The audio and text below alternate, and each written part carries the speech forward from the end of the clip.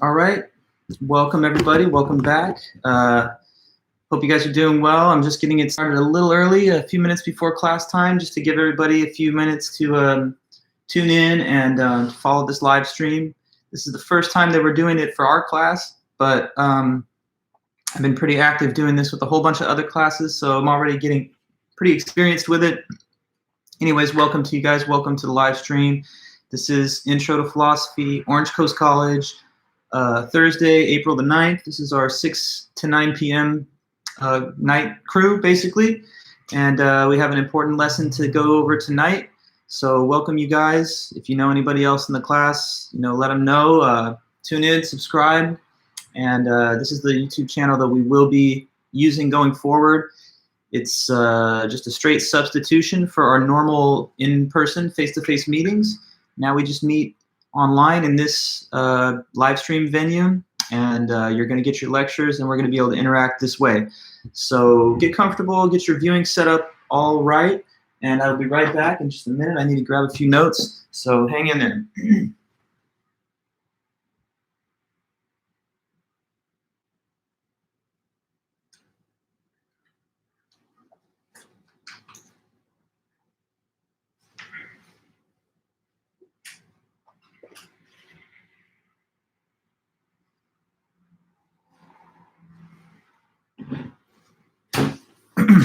All right. Hope you guys are all doing really well. I'll check in with you in a minute as we get the class started, but we still have about 5 minutes till the official class time.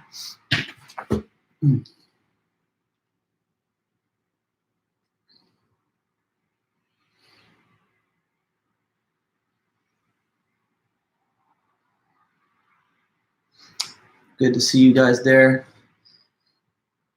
I'll be right with y'all.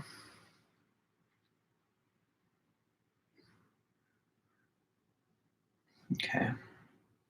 Just getting my notes prepared. Cool.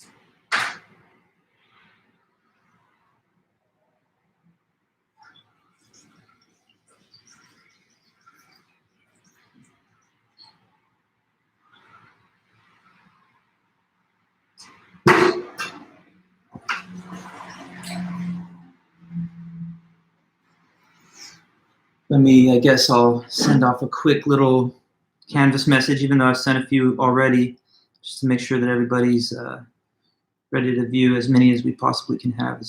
That's the best case. Mm-hmm. All right.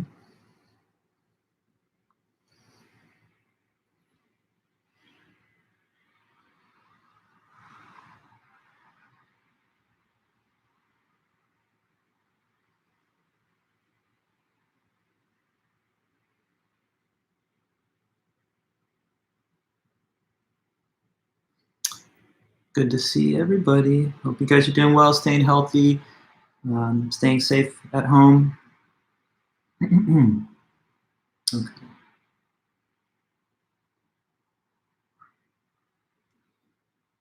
All right. Using my phone to send this one out.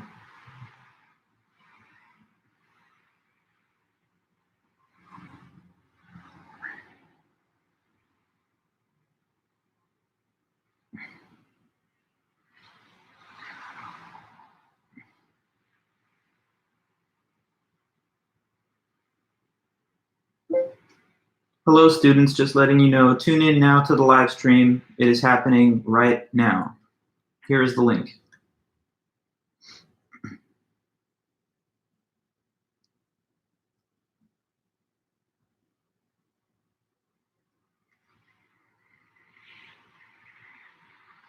All right.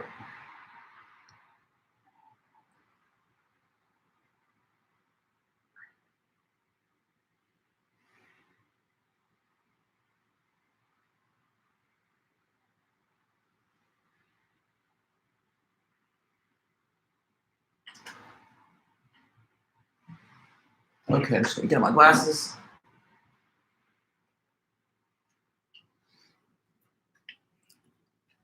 All right. All right, everybody. Hope you're doing well. Who's here? Let's see. Who's in the house? Let's get a couple of your usernames. So tried out the live chat. So if you chat and type anything into the chat bar, I'll see what you guys are saying over there. Hey, Sherry. Good to see you there. Who else is chilling right now in this live stream? Let's see who else here. Don't be shy. It's got to be interactive. So the more back and forth, the more feedback that we get, the better everyone's experience is going to be, me and you included. So definitely hit me with your comments. Hi, Dana. Hey there, Gilberto. Great to see you guys. Awesome. We got just a few seconds, and then we're going to go ahead and get started. Hey, Patrick. Hey, Shauna. Awesome. Happy to see you guys. Miss everybody. Too bad we can't continue the way we had intended at the beginning of the semester, but we're all in it together. We're all dealing with, the crisis, whatever you want to call it, as a country, as a community. So I'm here to support. Hey, Sina, good to see you there too. And so, yeah, this is the format. This is how it's going to work. We're going to be watching YouTube live Thursday nights. I mean, you can think about it as your little philosophy podcast hour or whatever, but it's a class. We're still doing our lectures. We're still taking all of our notes. Welcome back, everybody. So it's 6 o'clock. It's time, class time. So to all you guys that are already here, I'm happy to see you. To anybody that's going to arrive a little later, good to see you guys too. So about these live streams, just know this, they're permanently archived on the same YouTube channel. So anybody that wants to watch them later for their own review, or say, for example, somebody wasn't able to watch it at first because something came up, you can always catch up with the lectures later by watching them on this YouTube channel. They're automatically placed on the permanent record of the different videos that I put on this channel. So all you got to do is go into the video list and then find the information for your class and the date. I'm putting the class section and date and time for each video, so they're clearly labeled. That means that you'll easily be able to find out which one is associated with your class. So right now it's let's see what week of school it is. Keep forgetting. It's the 10th week of class, so we're going to be meeting in this way for at least 5 or 6 class sessions coming forward. We had to push things around a little bit with the dates, as everybody knows. Last week, Thursday, was the date of your guys' midterm that you just took remotely from home. And I'm working on grading them. I'm almost done, but I do need maybe just this weekend to finish. So they'll certainly be ready by next Thursday. And by then, I'll let you guys know. I'll announce on Canvas. And any student that wants could just, contact me by email, and I'll be happy to send you off your score and scanned copies with the written comments of your exam answers. So I'm going to give everybody the same feedback I would have given if it was still a face-to-face class. I guess the only real difference now is that you're going to take your final as an at-home test electronically. Hey, Michael, great to see you there too. So yeah, anybody who's ever wants to throw out questions, comments, or anything else, I'm looking at the comments the whole time, and I'll be able to reply to you in real time. So those are just a few basic stage setting statements that I wanted to make. We're on YouTube Live. It's this channel, so if you haven't subscribed yet, please do. That way you'll get a notification when the class starts in case you forgot. We're going to try and make sure to keep our standards the same. We still want to attend, but if you ever miss a meeting, you can watch those class lectures a little later. Hey, Max Ward, good to see you too. Great, so seems like we've got a good, healthy group here. I see the numbers are decent. So welcome back, everybody. Let's get back into it. So yeah, like I said, last week we did the midterm. Why do we do it then? Because the previous week that we would have taken it right before spring break, there was a quick decision made by the university to suspend classes that week. Probably a good call because of these mitigation efforts, the social distancing efforts, trying to stop this virus. So anyway, that meant that we just shifted our midterm to last week, the 2nd. And so I wasn't able to lecture for you guys last week. So the topics from last week are just going to get moved into today. I told you guys that by Canvas, but just reminding you again. I think we will actually catch up, though, by the time the semester is done. So I'm not going to eliminate any readings, or at least I'm not going to make those decisions about taking stuff off the syllabus yet, because there's a film, basically, that I would have shown if the class had remained in a face-to-face format, and that would have been like a half of a class period, like an hour-and-a-half movie. So that buys us a little bit of time back, and we'll just see how much we do get to catch up on. If something has to be crossed off the syllabus, then I'll announce it well in advance. But today we are going to talk about a very important topic that is very dear to me, and that's the topic of epistemology. So going back a bit, but yes, last thing about the midterm. As I said, I'm grading them. I'm almost done. They'll be done over the weekend, and then I'll let you know heading into next week so you can check for your scores, and then we're moving from there. The next thing that's due from you is not on the horizon just yet. That's the next essay. That essay is scheduled to be due week 13, but I think I'm going to have to move that to week 14 because of our schedule changes. So anyway, I like to give people 2 weeks or so to work on papers, and that means that I'm not going to assign it until another week or two. Michael, you say this, maybe watch the movie on our own time? Oh yeah, definitely. It's a very good movie. It's called Time Crimes. Maybe I should actually type it out so you see that. It's originally in Spanish. The best one is the one with the subtitles, but anyway, there's a dubbed version of it too. It's a great movie. It's all about time and time travel stuff, because we're going to start talking about time and theory of relativity and all that kind of interesting stuff next week.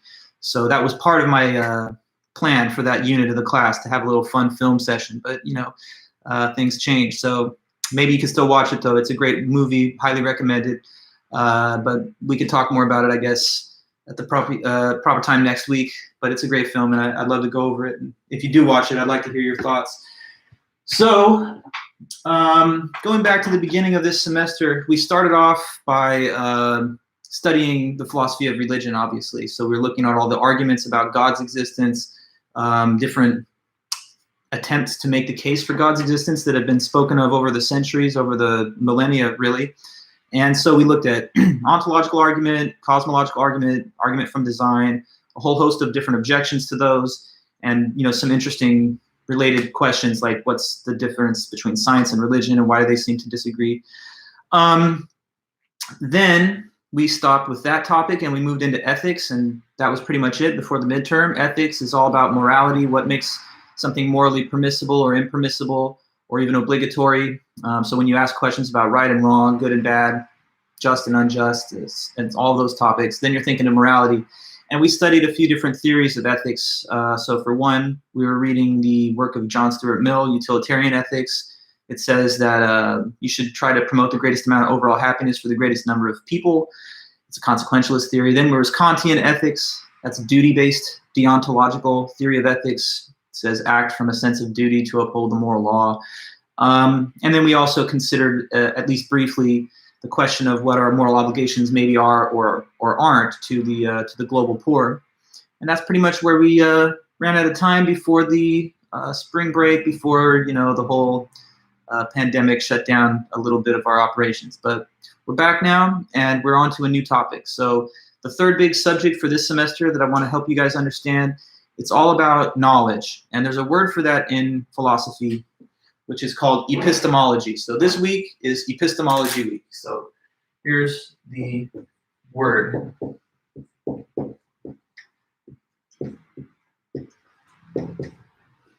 Epistemology, you see this word written on the board. Like I said, I think on the first day, there's a lot of different sub-disciplines of philosophy, and now we're learning a third one. So just like in science, biology, chemistry, physics, philosophy has its breakdown of specialties, and one of them is epistemology. So what this fancy-looking word means is the theory of knowledge, or the study of the concept of knowledge.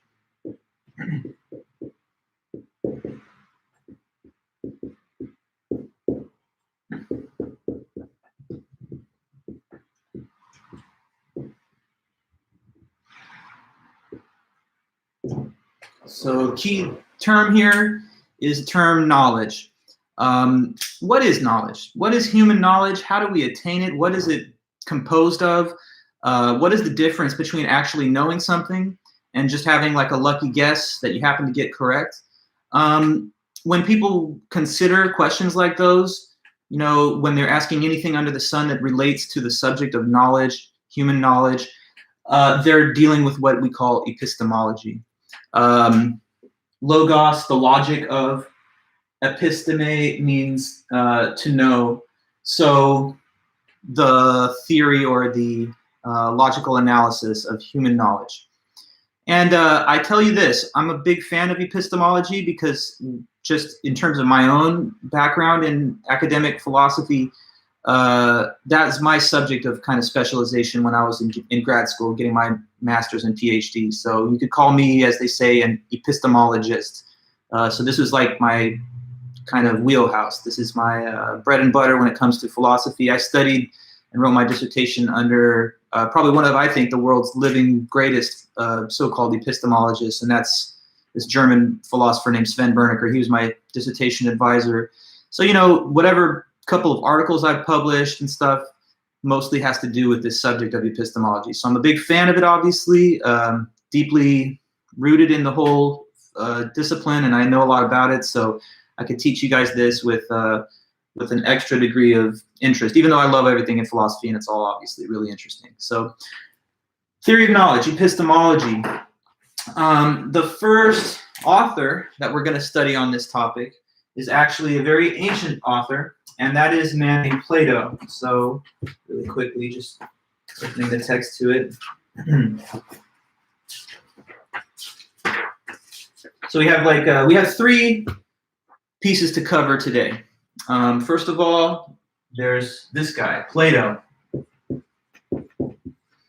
And he lived a long, long time ago. So when he lived was this time period, 428 until 347 BC, before the Common Era, before the whole early Christian era, before the life and time of Jesus Christ. So this is hundreds of years before all of that. Why is the year of his birth a bigger number than the year of his death? Because he was born before the Common Era. So as he died, he's getting closer to the beginning of it, closer to year zero, in other words. So this is a man who lived 2,400 years ago in Athens, Greece. And that's considered by a lot of people, you know, the cradle of Western civilization, the ancient Greeks. There's so much knowledge that has been preserved over the generations that traces back to those ancient Greeks. And Plato was a big figure. He had a teacher too, okay, and I'm going to tell you guys a little bit about him because that's also something that we learned today.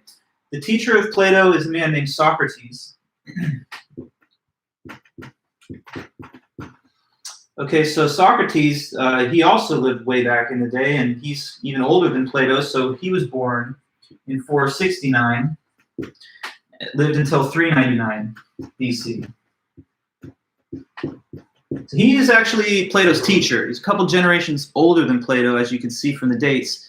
You know, he's 41 years older than Plato. So when Plato's born, Socrates is already in his middle age. And he's the teacher of Plato.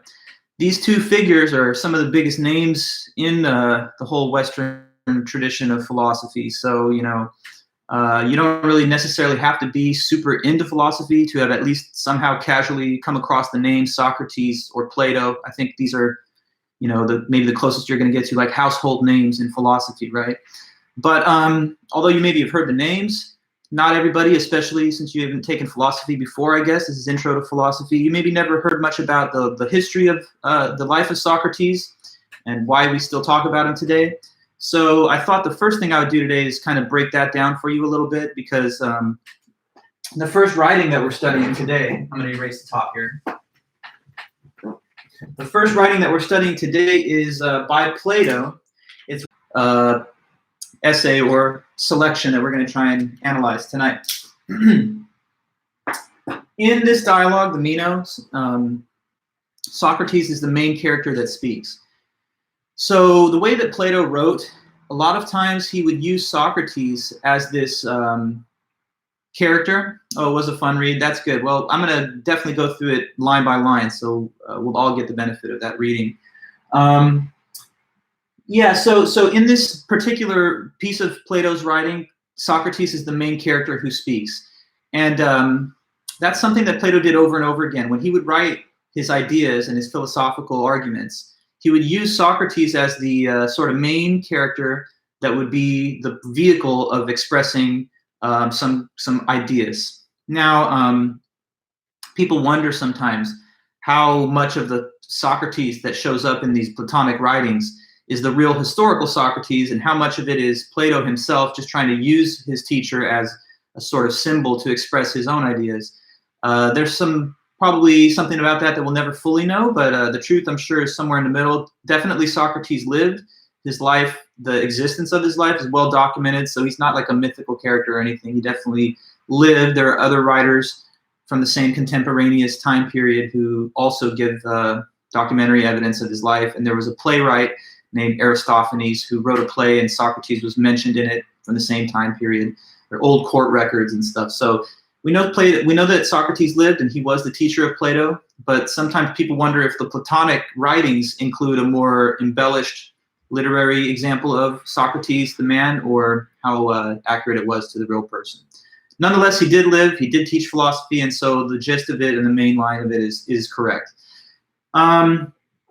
Now, for you to have the proper background and context on this whole discussion of these ancient Greeks, I kind of wanted to take you on a little brief history lesson. This is maybe not our typical forte in a philosophy class where we just discuss ideas and arguments, but I did want to at least kind of open a slight discussion of how it is that Socrates' life went down, because it's quite an interesting story, actually, and I think it provides interesting context for thinking about you as a student of philosophy.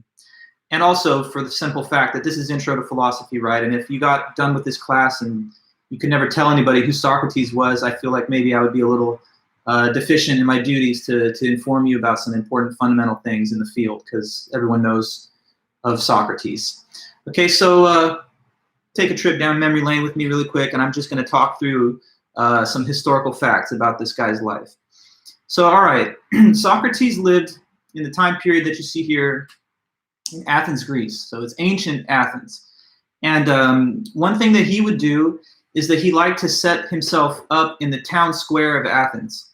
And that would be a place where people would gather to do all kinds of things. For example, to socialize, to engage in trade and bartering, market-based transactions. Sometimes they would go there to, sell things or to perform or whatever. So it'd be kind of this lively, bustling little town center, like the ancient equivalent of a downtown of a city, but of course without all the trappings of like a modern metropolis. This is ancient Greece 2,400 years ago.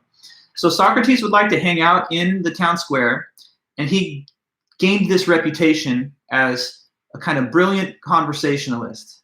People would get involved in conversations with him, and he would talk to anybody and everybody from all different walks of life, from people that are high up in the Athenian government and members of the military, all the way down to just everyday people and simple workers and so on. And he would do this. He would try to challenge people on their beliefs and their preconceived ideas. He had this amazing dialectical skill, a conversational ability to gently lead people towards new and different conclusions than the ones they had when they first spoke to him. And so the way that Socrates' dialogues would go with people is that a lot of time, he would ask somebody, hey, what do you think, what is justice or what is love or something? And the person would give their first, attempted answer, like their first instinct.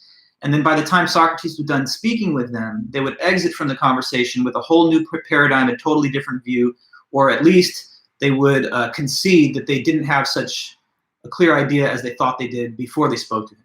So it's kind of impressive. He was able to change people's minds, get them to reconsider their own views, whether they were holding them due to tradition or whatever. He was always able to get people to think twice, to think deeply, to analyze, and to think philosophically. So he was really well known for that. In fact, there's even a word that was coined to express his method of questioning and answering. And that word is Old Greek, which is elenchus. So elenchus is the Greek word which stands for Socrates' unique method of critical question and answer. So,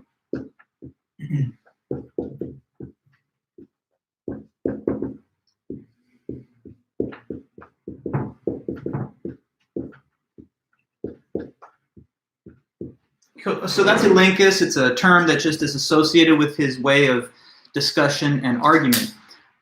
Today, not in Greek, but it's sometimes called the Socratic method, a method whereby a person gives you some claim, and through a gentle process of kind of leading questions, you get them to a new way of thinking than what they had originally, or at least you discuss the idea at length through this dialogue method.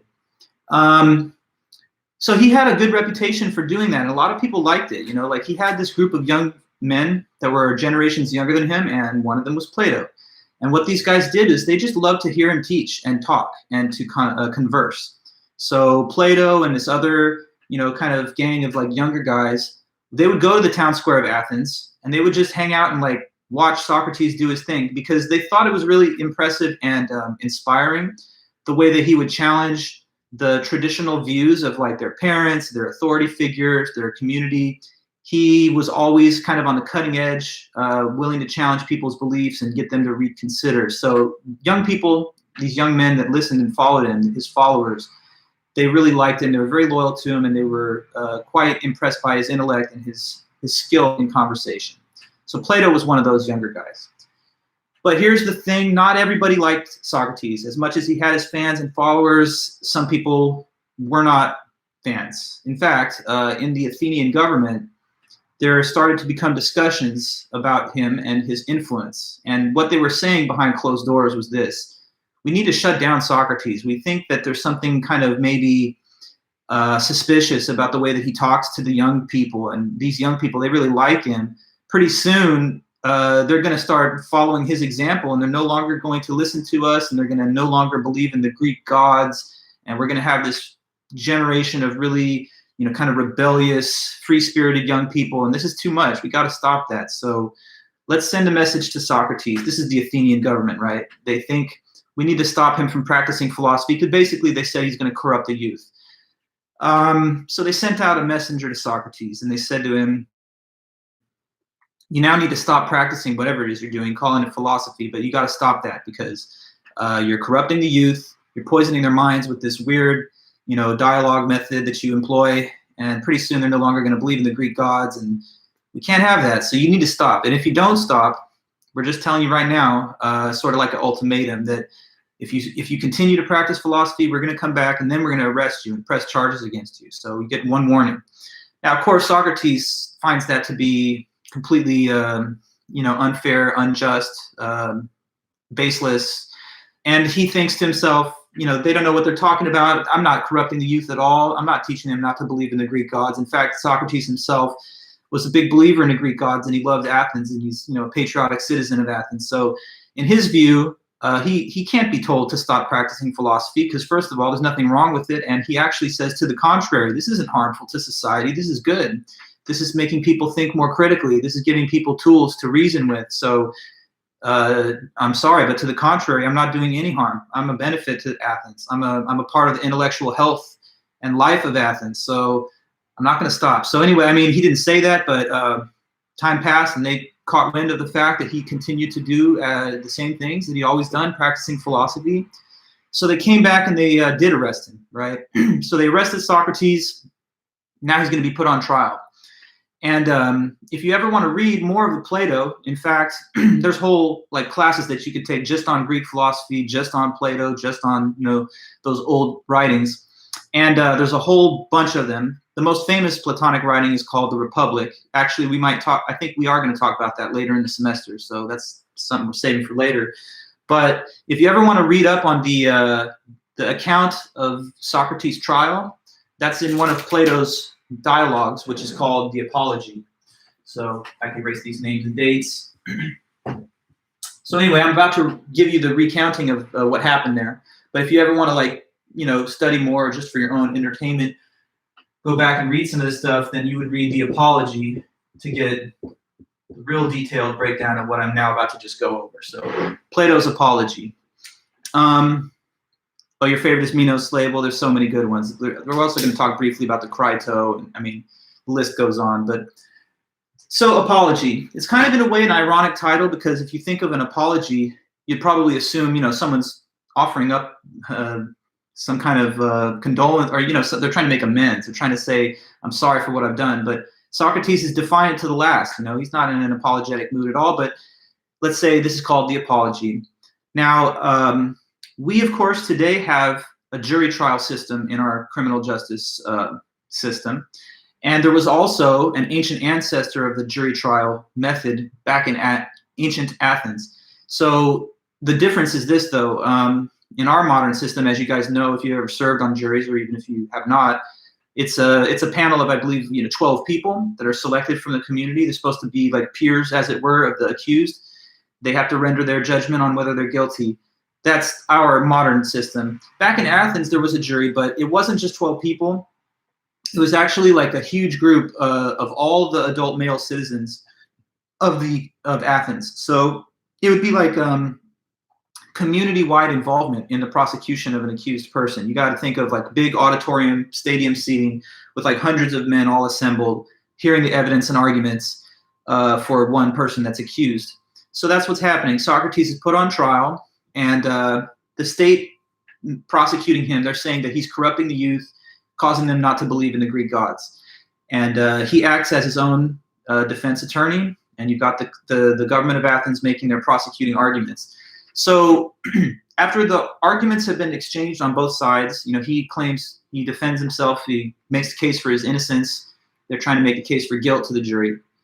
At the very tail end of that whole process, there was this convention that existed in Athens court system, that when you go at the end before the whole court and jurors, the accused person was given one last opportunity to basically propose a lesser penalty, a counter penalty from what the state had suggested.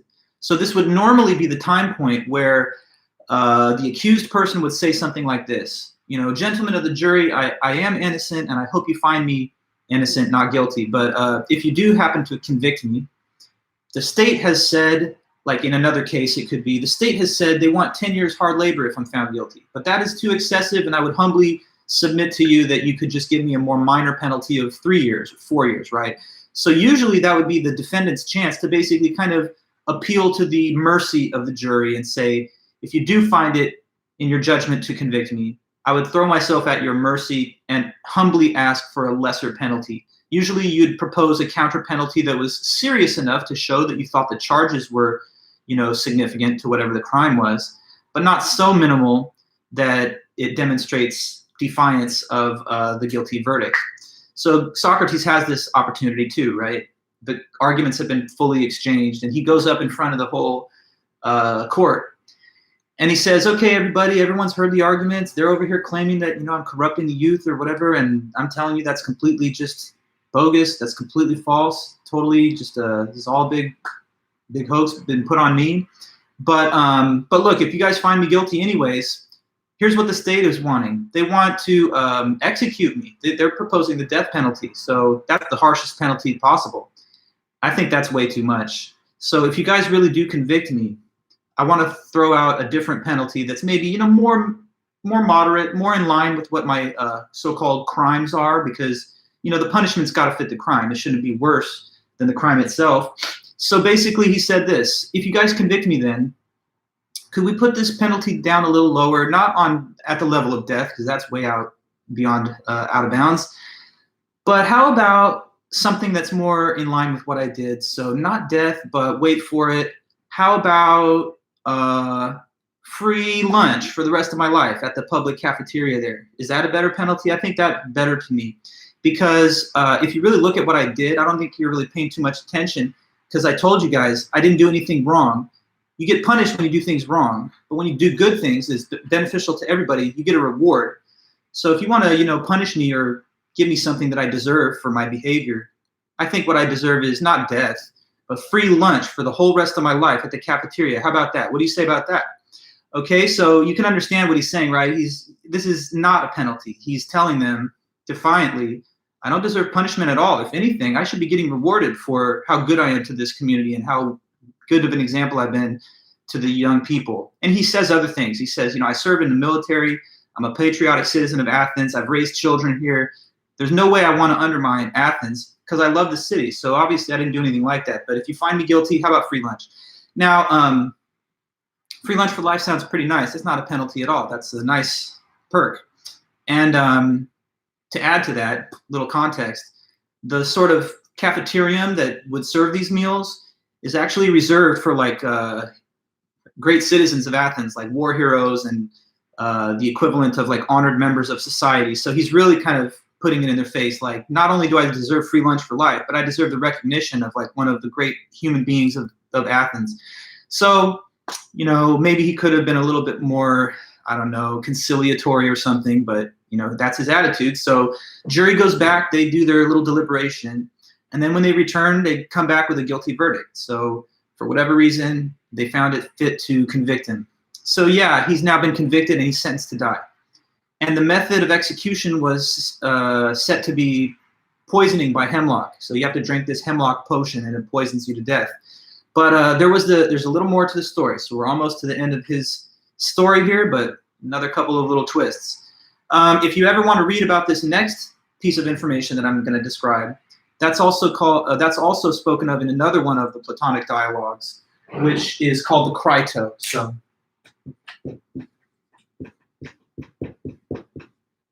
yeah, so if you're ever curious to dig into this topic a little more, for whatever reason, academic or otherwise, for your own edification or anything else, you would find what I'm talking about next in the Crito by Plato.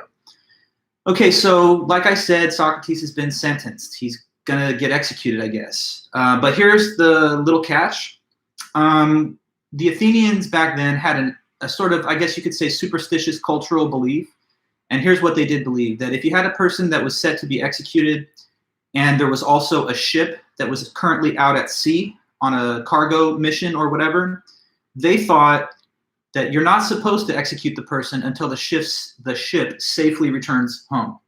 And they thought that because basically in their view, if the gods were for any reason upset with the imposition of the death penalty, then they would show retribution by causing that ship to sink. And therefore, since there actually was a ship at that time that was sailing on a cargo venture, and it wasn't due to return for like a week, they thought, well, we have Socrates and we did convict him, but we got to wait until the ship comes back because we don't want to, upset the gods and get them to, show their wrath to us. So that meant that Socrates could not be quickly executed. They had to hold him in a chamber awaiting the return of the ship.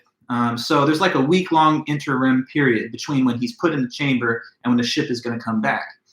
And during that 1 week, during that little time point, one night, like deep in the night, Socrates, in his chamber, just pondering whatever, and he hears like voice all of a sudden, like, "Hey, Socrates, hey." And who is it?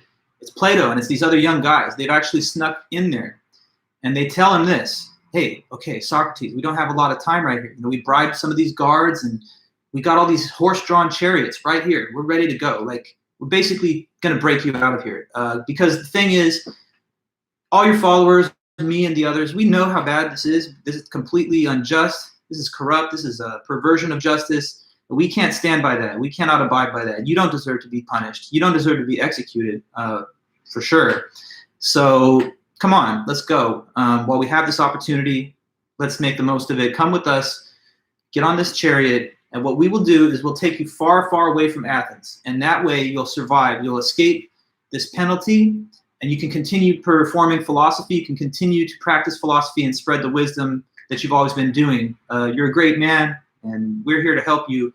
So let's go. Let's go right now. Let's get out of here. We're breaking you out of prison, right? Okay, so let me give you guys a chance to guess what you think happened after that. What do you think happened next? Any guess? Just, I don't know, off of intuition or just random speculation. What do you think? Because Socrates has this option now to leave. He's got the means to do it. He's got people ready to take him. Good, that's correct, Sherry. He did refuse. So here's what he said to them. They made their case. They said, you got to get out of here. This is wrong. But Socrates says back, I appreciate what you guys are doing, and I do agree with you on one point, which is that this is completely unjust, and I don't deserve any of this, and this is not right. This is a miscarriage of justice.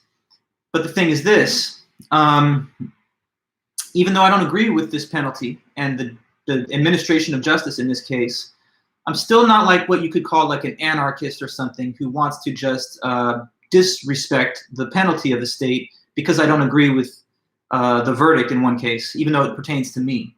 Because he reminds them, he says, look, I love Athens. I'm a patriotic citizen of Athens, and this is where I lived my whole life, raised my children, and where I was born. So, you know, I don't even want to have to like be a fugitive of justice, running away, constantly looking over my shoulder, worried about will I be apprehended or will I be discovered. And, you know, he thought this is just not the way that I want to live, and not at my age either, when I'm 70 years old. He also says, Athens is all I know. It's where I've always been, and this is my only home. I don't want to be an exile living out there, hiding from the authorities. And he also thought, you know, it might bring disrespect or discredit to his philosophical work because he'd just be remembered as like a common fugitive of justice. He also mentions that he believed in the immortality of the soul. So he didn't really even think he had much to lose. If he's executed, then his soul will just escape to the heavenly forms, and he'll be there forever. So they plead with him. They say, come on, Socrates, but don't you just see this is unjust? And he says, yeah, but when you don't agree with the justice of the application of law, you're not supposed to rebel against the system itself. Otherwise, the system would collapse.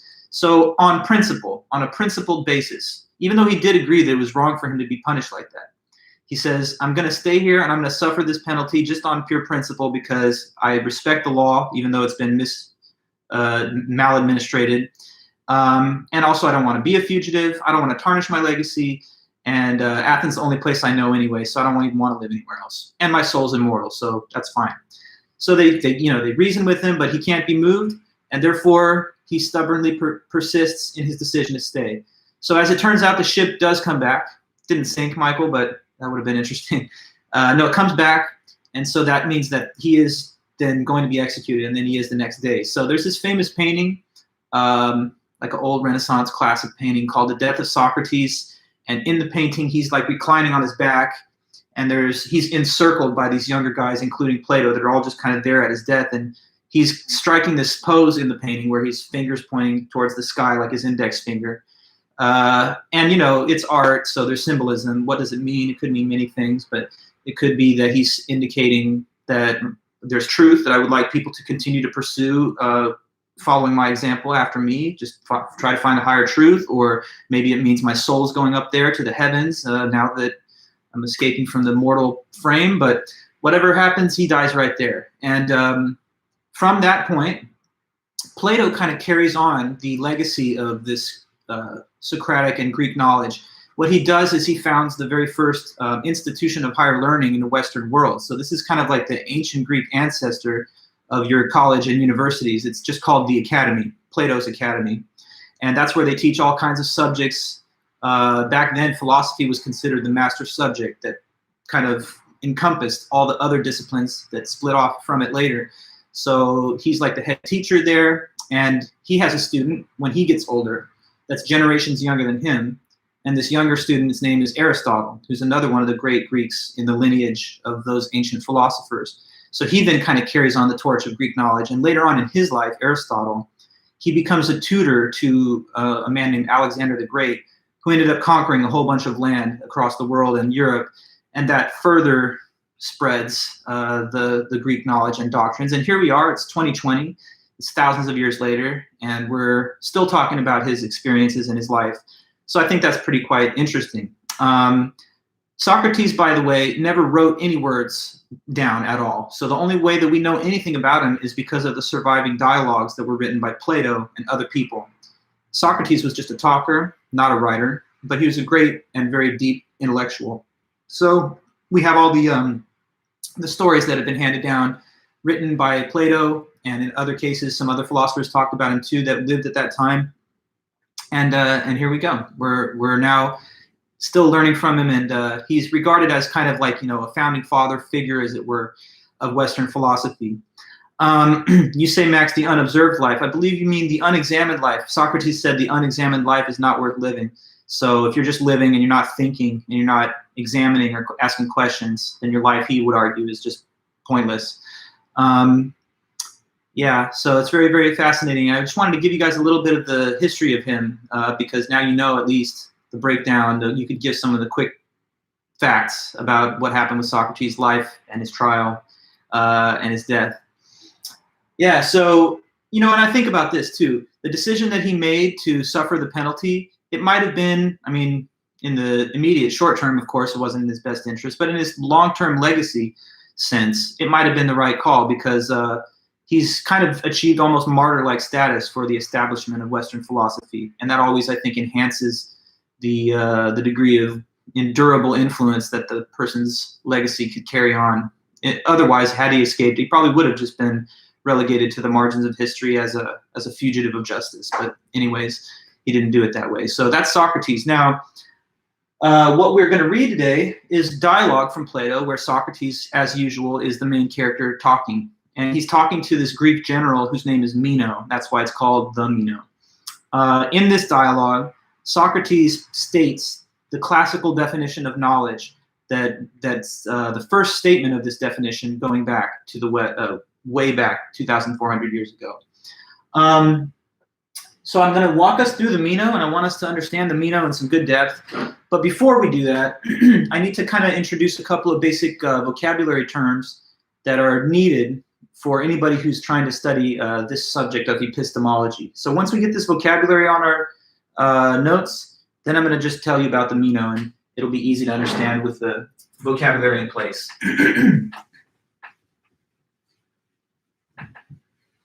All right, so hopefully you guys are doing good, comfortable wherever you're at. Probably most of you are at home. I don't know where home is for a lot of people. I'm teaching all kinds of different, classes, and some students are international students, and they're watching my live streams in a different time zone, like Australia or India or whatever. But wherever you guys are at, hopefully you're comfortable and doing well and safe. So some epistemology vocabulary, okay?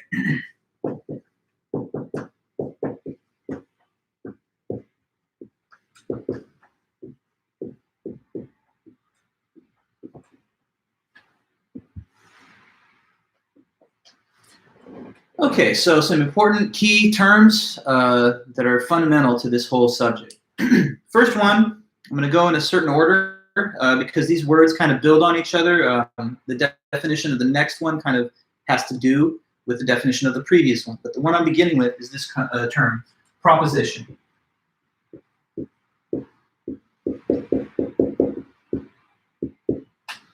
Okay, so what's a proposition?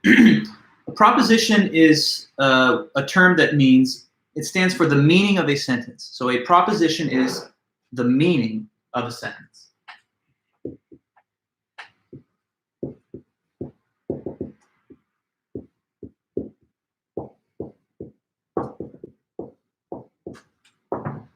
Okay, now I'm going to explain, because I know a first glance at that might seem a little confusing. You might be thinking, what does that mean, though? Meaning of a sentence? How's that different from just the sentence itself? Well, actually, there is a difference, because you can have a situation where there are more than one sentence, multiple sentences, but only one meaning that they each have. So, like, there could be, for example, two sentences, but they're the same proposition. Let me give you an example. So, I'm going to write two sentences here. First one says, the snow is white.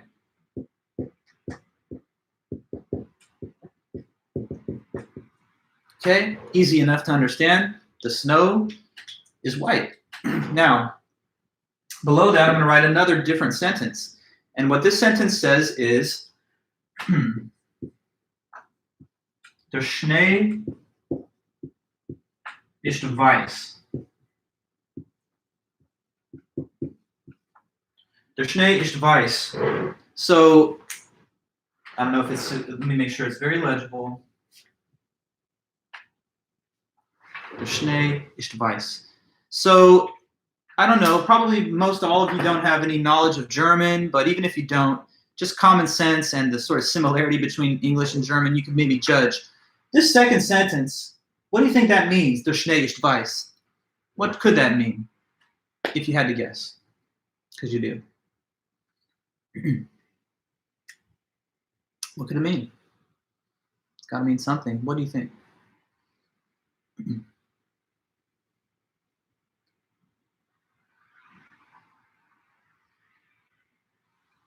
It's a question. It's just a question, but I need an answer.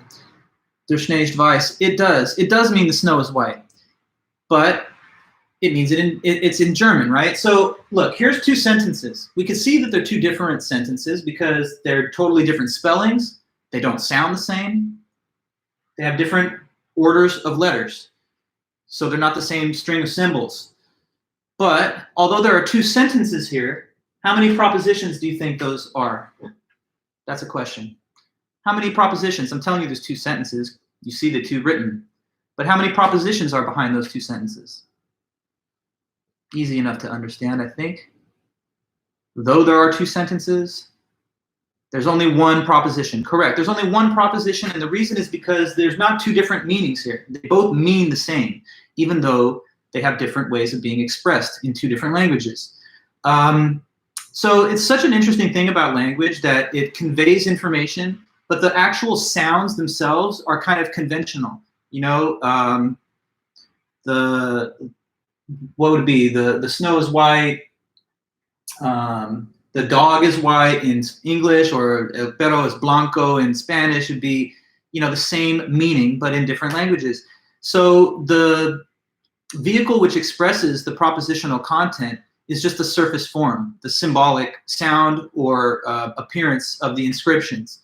But you can have, of course, multiple different symbols, but they all express the same meaning. And that's something that you can also see just even within one and the same language. Like, for example, if you just switch the subject of a sentence around. Let me give you another one and see if you can guess the right answer here. So here's something true. I am in my kitchen. That's where I'm at right now. I'm live streaming to you. I'm in the kitchen. What's another way of saying that? Starting with the kitchen, not me.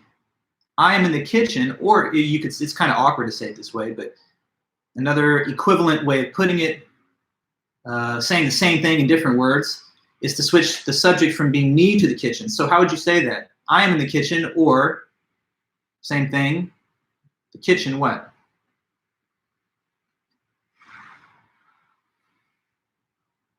The kitchen has me in it. That'd be one way to put it. Yeah, or the kitchen is where I am, right? So I'm in the kitchen's where I am. That's two ways to say something that's the same thing. Kitchen encloses Dr. Vulic. Yes, that would be a very formally specified way of saying it. Yeah, or it contains me or something. I'm in the kitchen is where I am. It's not two different propositions, but it is two different sentences because one takes the subject of the sentence to be me, and then in the other case, the sentence subject is the kitchen with me as a member of it. So anyway, propositions. Now, the reason I start with this piece of vocabulary is because it is propositions that we have either got knowledge or don't have knowledge about. It is the meaning of sentences that we take attitudes towards, like belief, disbelief, that we can know or not know. So take the proposition that, I don't know, Paris is where the Eiffel Tower is. If you know that, then it's because you take a certain stance towards that content. Or if you know your own age or something, then take the proposition, you know, I am 20 years old if you're that old or whatever. That's a proposition that I guess you could say you know. So we start with propositions because those are the objects of knowledge. It is a proposition and propositional content that we either do or do not know. The proposition that aliens exist, maybe that's something that we don't know. But I don't know, the proposition that I am wearing glasses, that Vulic is wearing glasses, since I'm the first person and relative to you, I'm a third person, but Vulic is wearing glasses would seem to be something that I guess we all know, at least for now.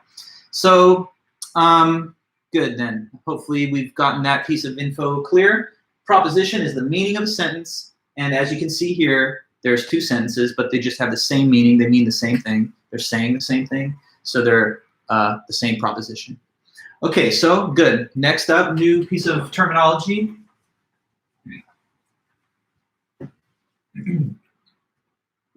So the next one is this word, and it is truth. Now, this is one that I think is sometimes a little bit of a stumbling block initially for us to get a clear understanding of, but we'll get there. Let's think about the concept of truth. And the reason I'm going in an order that I am is because for you to know what truth is, you first have to understand what a proposition is, because it's a proposition that could be either true or false.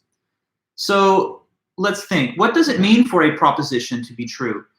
What's the definition of a true statement? What do you think? I could give you some examples. I'm wearing a watch. Is that true? It is. I'm wearing a hat. Is that true? No, that's false. So just looking at those examples and your own common sense and experience, maybe you could throw out take a stab at this. What do you think is the definition of truth? What does it mean for a proposition to be a true proposition? What does that mean? Let's see if you have just an attempted answer on this, and we can see what you got. What could it be for a statement, proposition, whatever you call it, to be true as opposed to being false? Facts. Okay, I see that, Michael. Sherry, you say something that can be proven. All right. Let me talk about this. Your suggestion, Sherry, of being proven, and also let me see, making sure.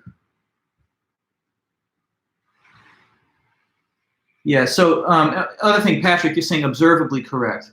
So let me give one slight piece of feedback to you both, Sherry and Patrick here. So for something to be true, it does not necessarily mean that it has been proven, because a thing can be true even if no one has discovered it yet. Suppose that there's like a murderer, right? And they killed a person and they buried the body somewhere and nobody has ever seen them again. And only the murderer knows the fact that this person's been murdered. Everyone else is like, where are they? Are they missing? Did they commit suicide? What happened? Now, that body that's buried in the desert or whatever, is it true that it's buried there in my hypothetical example? It's not even that much a hypothetical. You know there's real bodies like that out there, but let's take it as a hypothetical. In the example I'm giving you, is it true that this person was murdered? Kind of giving it to you, but just let me know. What do you think? Murderer killed him, buried the body, no one's found it. Is it true they've been murdered? Yes. So do you understand then, Sherry, how it's not necessarily that it's been proven? No one knows it. No one can prove it, but it's true, right? Now, oftentimes you find out what is true because you acquire evidence and proof. We need evidence and proof to lead us to the truth, but things can be true before anyone has proof of it. It's not like when the body gets discovered, that's when it becomes true that they were murdered. I mean, they were already murdered. That's been true. It's just now the person's finding out about it. You understand? So, and then that's the same kind of thing related to your comment, Patrick, where you say observably correct. Sometimes we could just observe, like you could just look up and, I don't know, see the sky is blue, and or you see the moon, you're like, the moon orbits the earth. But there's lots of true facts that nobody knows about right now. So knowing something's true is different from it actually just being true. Take another possibility. Number of people in the world right now. Could that be an even number of people? Could that be an even number of people? Like, divisible by 2? The current number of living human beings right now, if we pause time, could it be even? It could be an even number of people. What's the possible odds? Is 50% chance, because they're just even and odd integers, and the number of people alive on this planet right now is one of those 2. But I don't have proof of that, even though it very well might be true, even right now. And it's also not something that I'm currently able to just observe, even though it could be the case. So, Max, I see what you're saying here, reality. And then that's much similar to what Michael said above, facts. So that's kind of on the right track. Now I'm going to go ahead and give you guys the definition, just now that I've developed this through our conversation a little. So what it is for a statement to be true is when what the sentence or statement says matches the facts of reality. So there's got to be like a correspondence between the content of the proposition and then the real facts of reality. So it is this. When what a proposition says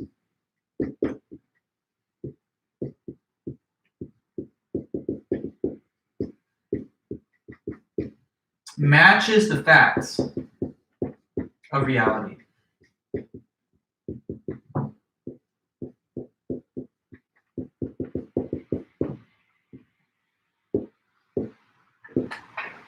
So that's it.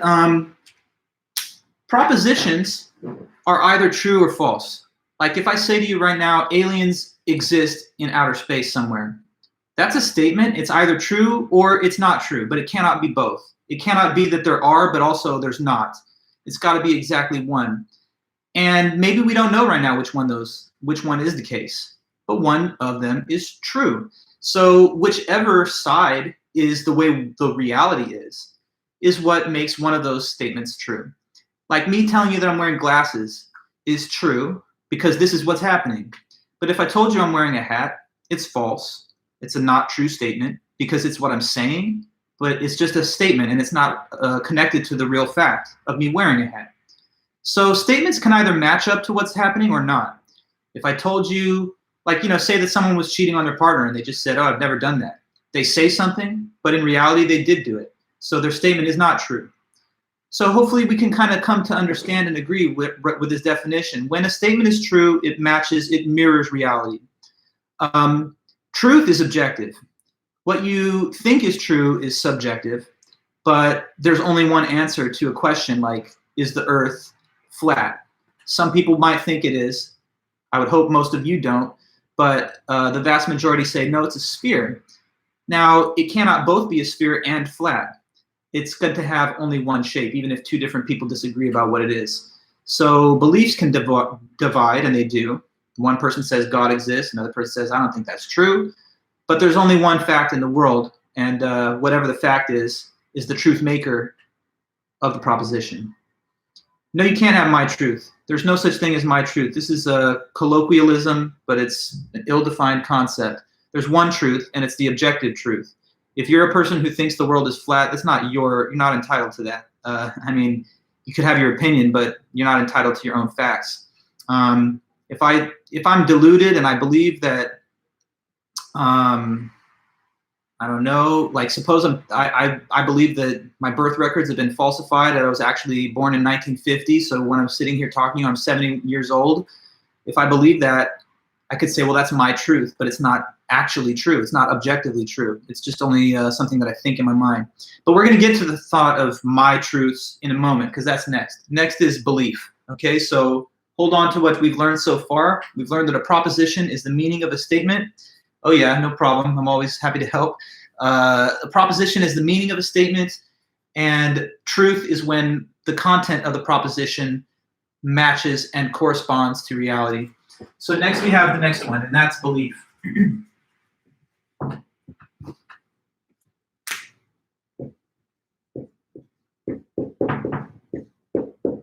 And then once again, I'm saying that the breakdown of these terms, it's going in a precise order because, as we see, for you to know what truth was, you had to know what a proposition was, because it's propositions that either match the world or don't. For you to know what belief is, you had to first understand the concept of truth. So that's a little hint about the definition. So what do you think it means for a person to have a belief in a proposition? If you believe a proposition, what does this mean? Like, do you believe that I'm wearing glasses? I guess probably, I hope so. Do you believe that we have a vaccine for the coronavirus? Probably not. So just going off of examples like these, what does it mean for a person to believe a proposition? What do you think that would mean? Some people believe that the Earth's flat. Most people don't believe that. So what do you think? And the word truth is in there. Good. All right, Patrick. Yes. To think that the proposition is true or to judge it to be true is to believe it. So that's exactly the right definition. Let me put it here. When a person thinks that a proposition is true. So when they agree with what the proposition is saying and they believe that it does correctly reflect reality. All right. So, if you believe right now that, maybe you're making a judgment about what's going to happen in the election. You think Trump will be reelected or Biden will be the winner of the election. If you think, for example, I don't know, that Biden's going to win, then that means that the statement Biden will win, you think that that will happen, like that will be real. Or if it's not about the future, but what's going on currently. If you're a juror and they're putting evidence ahead in court and you're looking at the evidence and now you're deciding, is this person guilty or not? When you reach a guilty verdict, you're saying, I believe based on the evidence given that it is true that the person committed the crime they've been charged of. And if you find not guilty, then on the other hand, you say, no, I actually don't think, well, I mean, maybe they haven't proven it, but maybe I also don't even think that they did do it. I think that they've been exonerated and that they're innocent. So when you make judgments about which statements match the facts, then that tells us what you believe. One very important proposition that people don't all agree on is the statement that God exists. People that think this is true are called theists, as we know, and people that don't think that's really real or true are the atheists or skeptics, whatever. So we can have different beliefs, and we do, but there's only one reality and one truth. So it can't be that God both does and doesn't exist. It cannot be that the earth is both a flat disk but also a sphere, because this is a physical impossibility. So people having two different opinions on this, there's still only one right answer. So that's belief, when a person thinks that a proposition is true. Now, in the best case scenario, you would want all of your beliefs to be true beliefs, because to have a false belief, by definition of the concept, is to think that the world is a certain way as described by the proposition, but actually it's not that way. You know, like imagine if a person thinks that, I don't know, their partner did cheat on them, but it didn't happen. They have a belief, but their belief is wrong. So you'd like to have true beliefs. And the best way to arrive at true beliefs is to just follow evidence to the logical conclusions. That's what's coming next. So our next term has to do with that, and it's the term justification.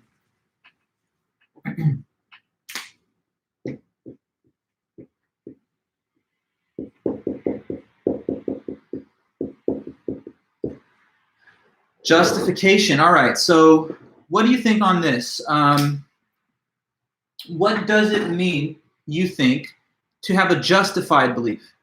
So if a person's belief is justified, what do you think is the difference between that and having an unjustified belief? What makes a belief a justified one? What gives justification to a belief, you think? Like, just think about that question. What's a justified belief? Good, Sherry. So you're right on the money with that. You say that you have enough evidence to believe. So exactly. Justification is simply when one has good evidence or reasons to support their belief or back up their belief. And that's also correct there, Patrick. So let me put it here. Justification, having good reasons, or you can say evidence,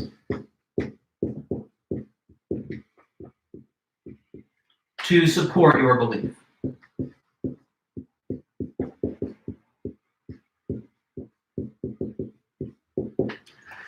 So when you've got justification, that means that your belief is based on something. It's not like you just say, I don't know, that's what I believe, but I don't have any reason for believing it. If you have justification, you could provide evidence, or you could at least state what the evidence is.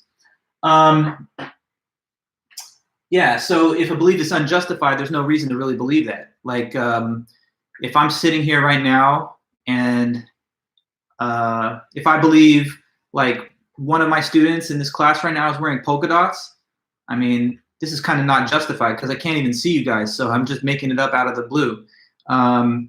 If I have seen the students though, and I've seen your attire, then I could say, well, based on my perception, I have real good reason to believe that you're wearing whatever you are wearing. You're justified right now in believing that I have these glasses on because you're seeing the image broadcasted across on your screen. So justification can come from all sorts of places. If you were, let's say, go back to the case of the juror, you could have justification for believing the guilt of the accused by means of the evidence given in court. So justification is just having those reasons, having that evidence to back up the things that you believe are true. Maybe your bike has been stolen, and or let's just say your bike's missing. You're not sure what happened, but you see the, I don't know, a trail of footprints leading up to where the bike had been locked, and you see like the lock has been cut in half and left behind. So you now have some good evidence, I guess, in that case to come to the conclusion that the bike was stolen. So the best case for you to come to the truth is to have evidence to back your beliefs with. Otherwise, you're just guessing, and it's not easy to come up with just a lucky guess without having any reasons or facts to support it. So evidence is key in the concept of knowledge and epistemology. And I just have one more little preliminary vocabulary term to give you, and then we're going to go over the Meno, as I said. So one more of these. Okay, and so the last vocabulary term, anyway, is epistemic agent.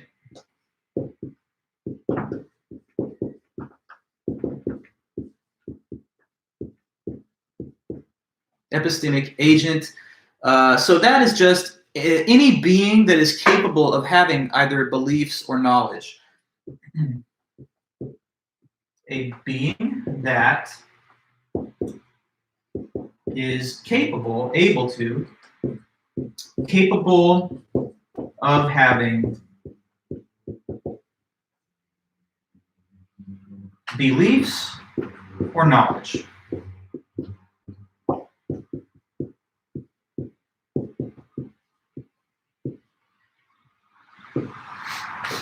Epistemic agent. So I'm going to ask you what I hope to be some easy questions.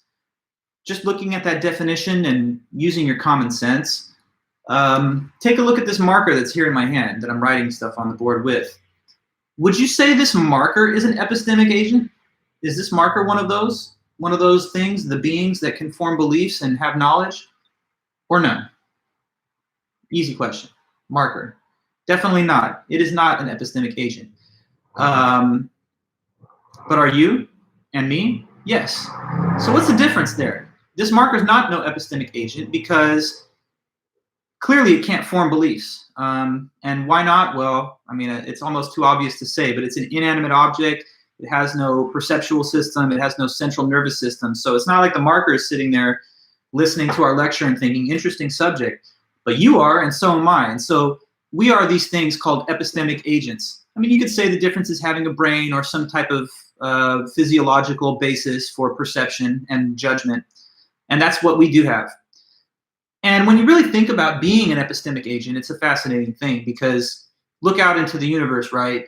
If you just wanted to sort of take measure of how much stuff out there is an epistemic agent, it's very rare. It's got to be one of the rarest things anywhere because most of the expanse of the physical universe is just a bunch of dead matter, just a bunch of gas and planets and, you know, comets and stuff crashing into each other and having the chemical and physical reactions that they do have, but not perceiving, not thinking, not judging, not experiencing, not feeling anything. So me and you are these very rare, very special things called epistemic agents.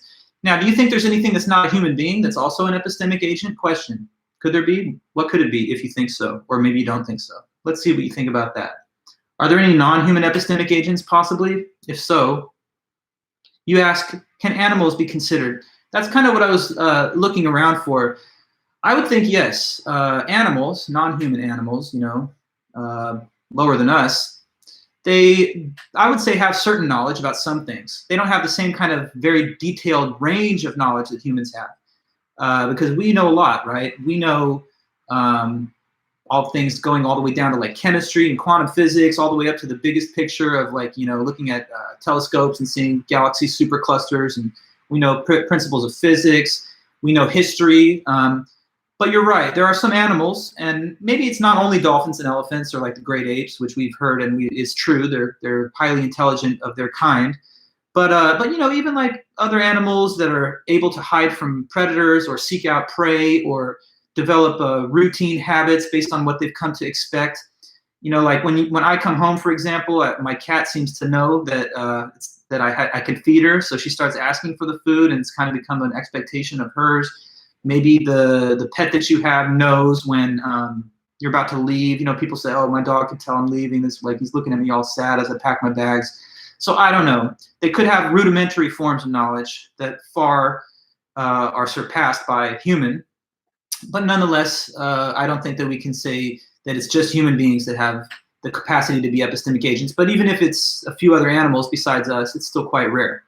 So anyways, with all those pieces of information now, I'm finally ready to deliver to you guys this definition of of knowledge that was stated in the Meno. And this was the consensus position of the Western world for thousands of years. It withstood scrutiny from way back in 400 BC all the way until randomly 1963, when we'll get to that, but this American philosopher named Edmund Gettier, he wrote this classic, very short paper in 1963 that kind of revolutionized everyone's thinking about knowledge, because what it showed was that the old school classical Greek definition is not quite correct. And ever since Gettier wrote that paper, everyone's kind of been convinced that, yeah, the definition's not quite there. And now we're sort of still, in a way, looking for the consensus definition of it. But we're starting with the classical theory. So here is the Greek classical account of knowledge that stood for so long. It's this idea. Knowledge, they say, is built out of three of those terms that I just talked to you about. The claim is that knowledge is a justified true belief.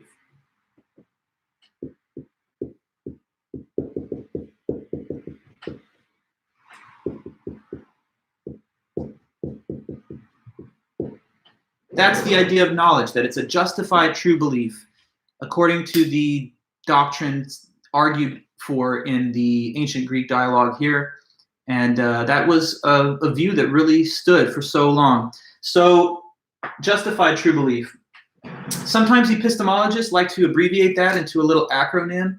And so you will sometimes see it written as follows, that K, standing for knowledge, is equal to JTB, almost like a little math equation. So what is knowledge? It's the combination of believing something, having it be true, but also having justification for it. So the Greeks believed, and there's a lot of rational basis for this, that in order for you to know something, all three of those conditions have to be met. It's not enough for you to have just 2 out of 3. It's not enough for you to have even 1 out of 3, of course. That's even worse. But you got to have each one. So these are like the ingredients of knowledge. And if one of them even is missing, and certainly if 2 or 3 of them are missing, then that's not knowledge. So let's try and understand why each of the conditions are necessary. What is said is that each individual condition is necessary, but they're only sufficient when they're taken together collectively. So they're individually necessary, but only jointly sufficient. So, okay, let's go over some fun questions. Could anybody have knowledge that I am 10 feet tall? Is that possible to know? Could a person know that I'm 10 feet tall? That's a simple question. What do you think? Is it possible to know that Vulic is a 10-foot tall person? Yeah, no, that's correct. You can't know that. And why not? Why is it not possible to know that I'm 10 feet tall? The reason that's not a possibility is simply because of the obvious fact that what?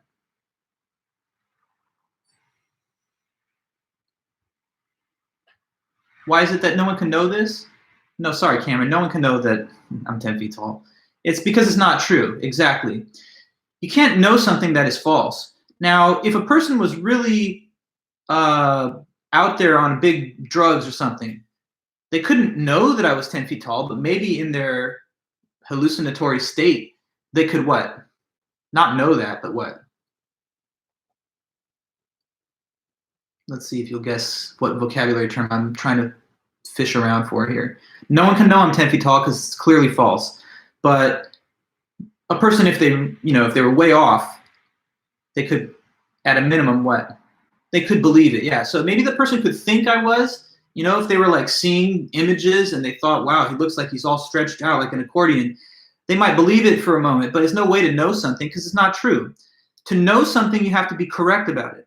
So false information is not even eligible to be knowledge. And to kind of reinforce that even further, here's a little example that I like to use, okay? And you guys are all getting it, and that's very good. Let me walk you through a scenario that you're probably pretty experienced with, which is like if you took a multiple choice quiz or test in one of those other classes, right? So suppose that this is the question that's been asked. You're the student, you're in whatever, History 101, and it says on the quiz, the Declaration of Independence of the United States was signed in, and then it gives you 4 optional responses, okay? So here's what it looks like on the test form.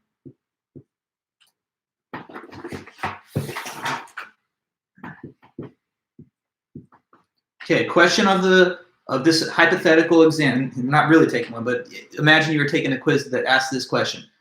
What's the year that the Declaration of Independence was signed in the United States? Was it letter A, 1776, letter B, 1876, C, 1950, or D, 2020?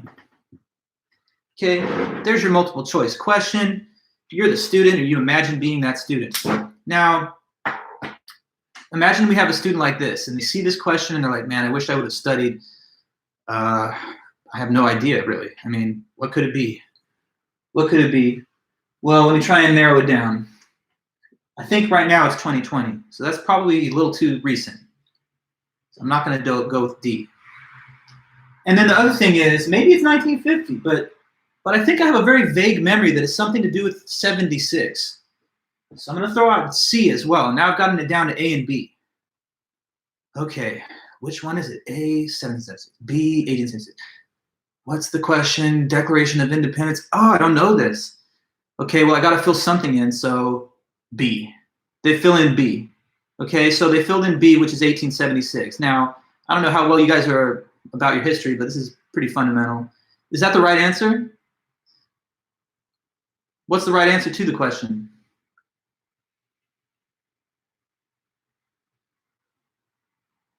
Signing of the Declaration?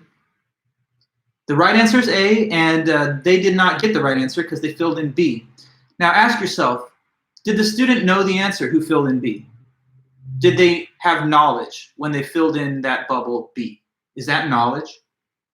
And I hope we get the right answer here. Good, Sherry and others. It is not knowledge. And it's obvious to say why. And it's the same reason I just mentioned before in the 10-foot example. Because it's not the correct answer. So you don't get credit for knowledge when your belief is false, right? Otherwise, we would say to our student here, you know, it's knowledge, everything's knowledge. Right answers, wrong answers, we just give you credit for everything. But it's certainly not that way. Knowledge only exists when you're getting to the truth. So if you fill in the incorrect answer, certainly you don't get credited for having known the answer, all right? So we can hopefully then see that to have truth in there is a necessary requirement for knowledge. False statements are not eligible to be knowledge. Now, the justification condition. Why is that necessary? That's necessary because if you just have a lucky guess, that's a true belief, but it still is not knowledge. So let me go back into the same example here of the quiz taker. So it's a different quiz taker, same question, maybe in the same hypothetical class, all right? So they sit down and they're looking at this exam and they're like, wow, 4 answers and I have no idea at all. I couldn't tell you the first thing about this answer. When was the Declaration of Independence signed? I have no idea, I have no clue. But I'm just gonna fill in A because my name starts with the letter A and I like the letter A, so I'm just gonna throw out a random guess, A. Okay, now A is the right answer as we said. But did that student really know the answer? Even though they got it right, did they know it? And the answer, I'll just tell you, is no, they didn't know it. Why didn't they though? Why is it that the student cannot say, I knew the answer? Even though they bubbled in the right bubble, they didn't actually know that they were bubbling in the right bubble because they didn't have any what? What was missing that threw off the case from us saying they have knowledge? Because they did have a true belief. I mean, they believed it was A, and it was A, so they got 2 out of 3. So there's no justification exactly. If you ask the person, why is A the correct answer? Can you justify it? They would just shrug and be like, I don't know, I have no idea, I have no reason that I filled it in. I filled it in just randomly on a haphazard guess, and I was lucky to get it correct. When you got it correct by luck, though, you didn't really understand the answer and you didn't really know the answer. Here's another case, right?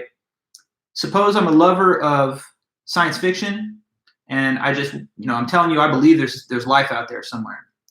Now, I could be right. We don't know, though, but I could be correct.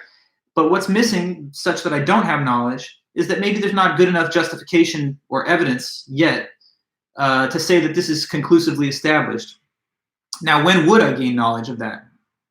If ever evidence did arrive, like if the Mars rover sent back images of little microbial life or something on the surface of Mars, and once we got back the data, we would say, we're not just guessing anymore or throwing out a hunch. We know that there's alien life out there because we have evidence which does prove it.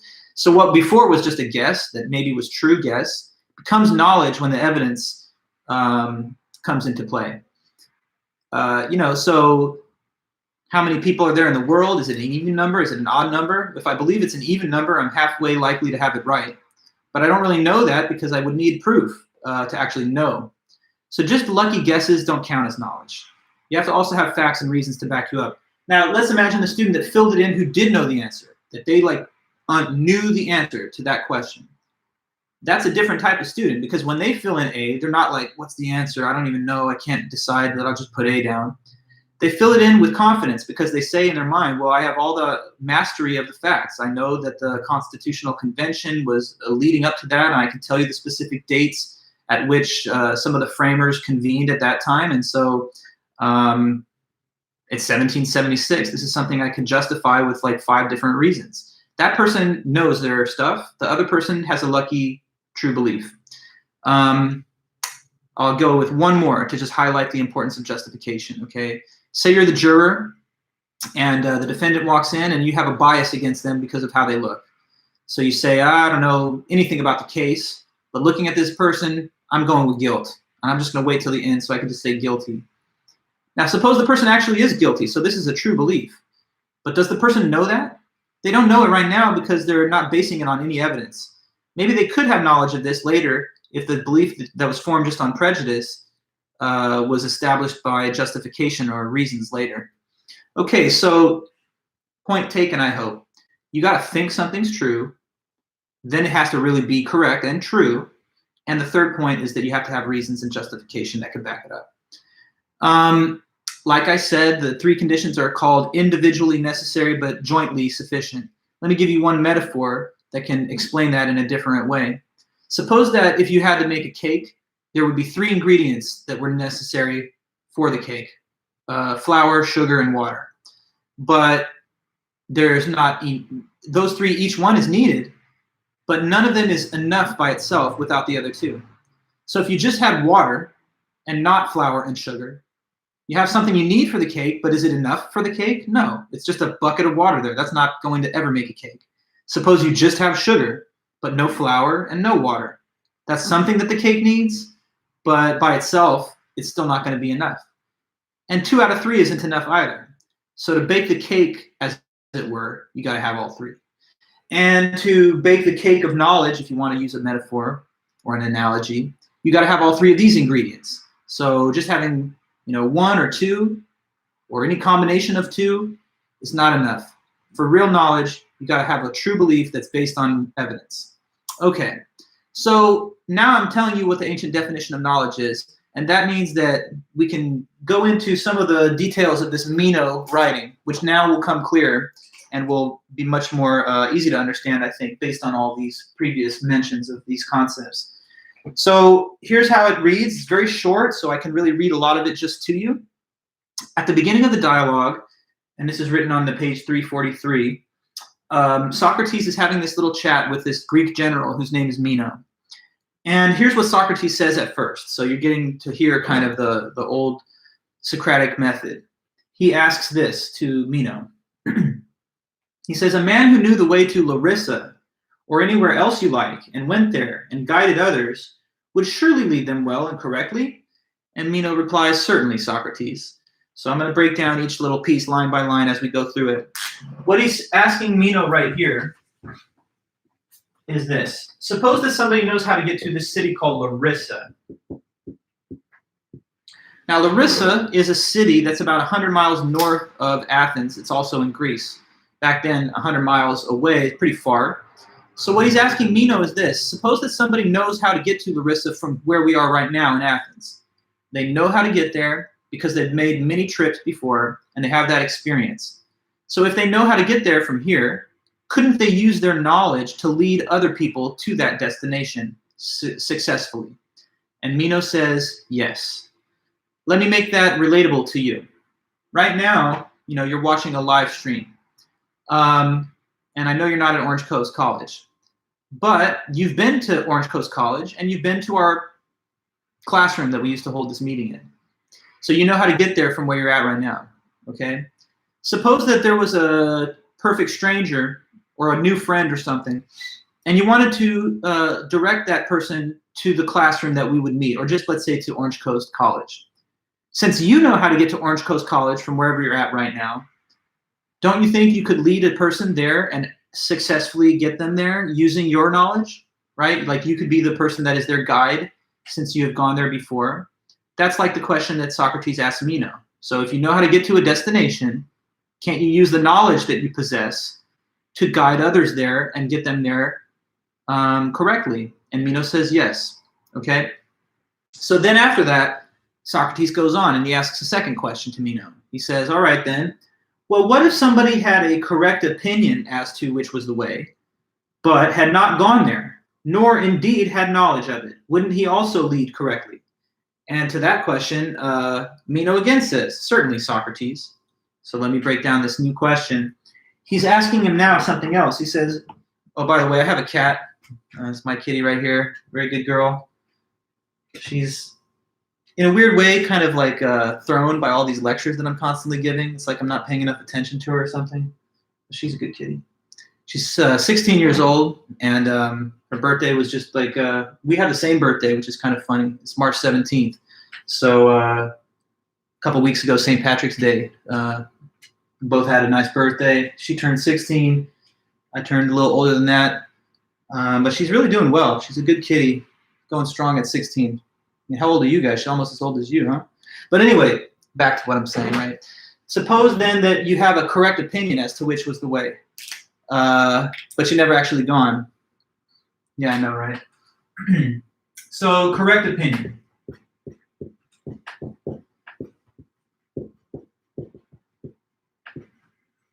What do you think a correct opinion is? It's 2 out of the 3 conditions of the knowledge definition, without the third. So just using your everyday common sense, what do you think the correct opinion terms stand for out of JTB? It's 2 out of those 3 conditions, but not the third one. So a correct opinion is what and what? Let's see you guess.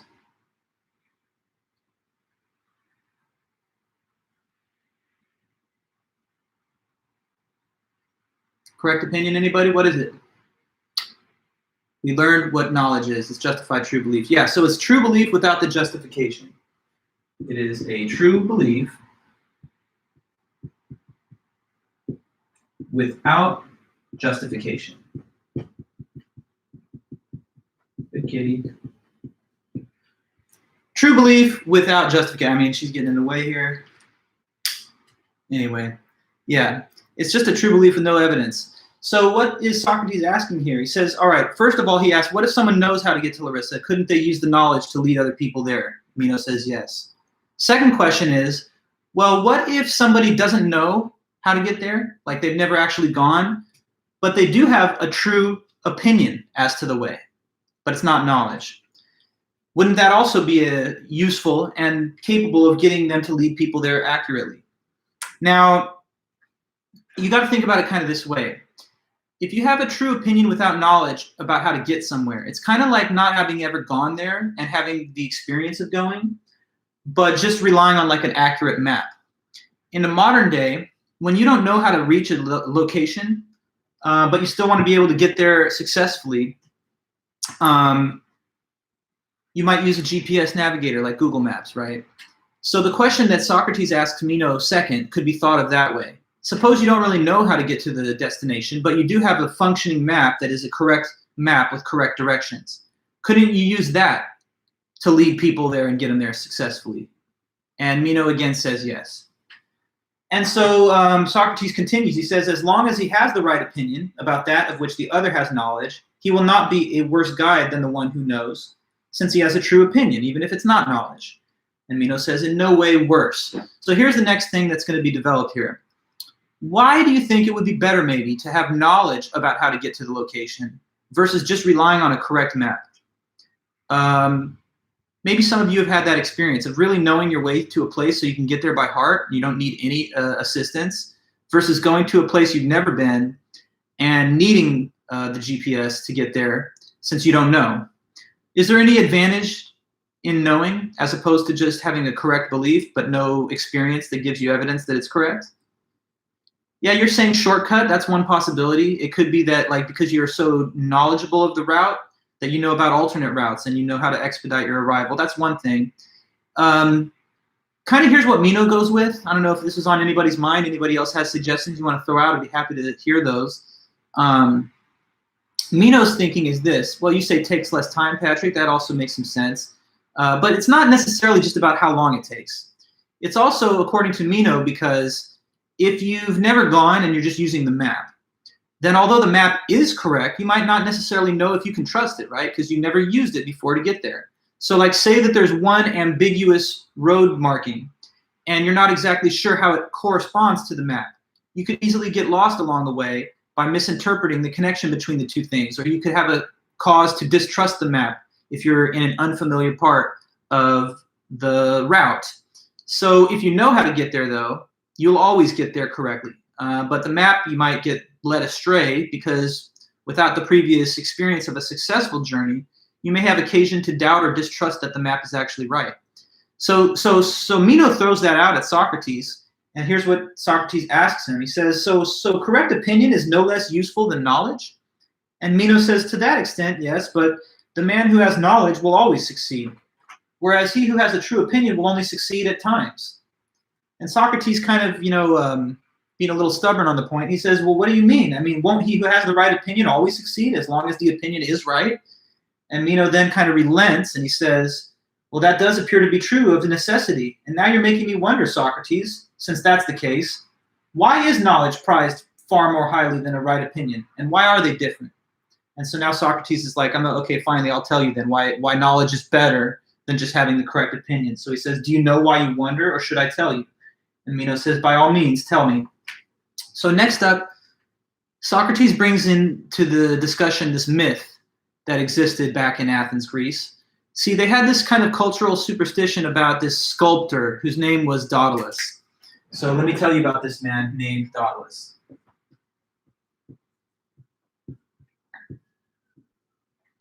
That's his name, Daedalus, Daedalus.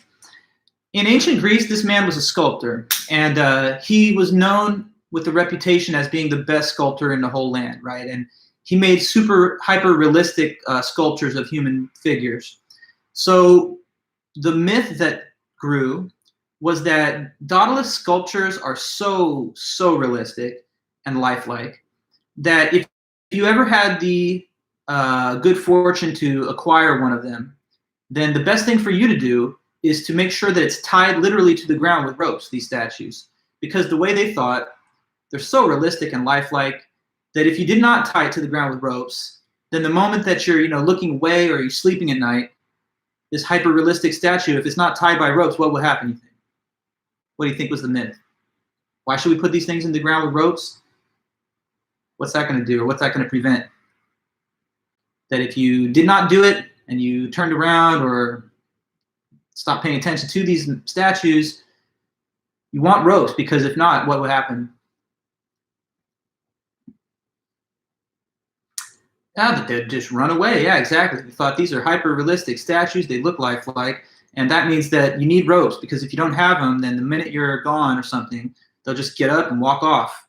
Not that they'll fall. No. Realistic is the point. They're so realistic that people thought they're going to come to life, basically, and run away. Now, obviously, that didn't really happen, but maybe they were getting stolen and stuff in the night, so the ropes helped prevent that from happening. But at any rate, that was a myth. Now, here's what Socrates says about that myth. He said, if you had these statues, it'd be better to have them with the ropes instead of not, because it's the same beautiful statue to look at either way.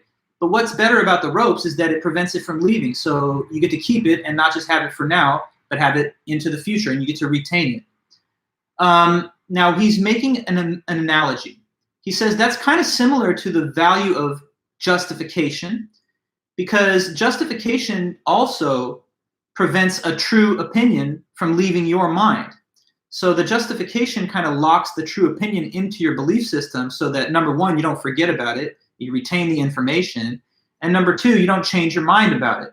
So with justification, a correct belief is more valued because it's upgraded to knowledge.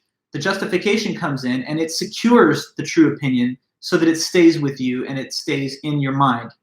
So this justification is being compared to what? By analogy.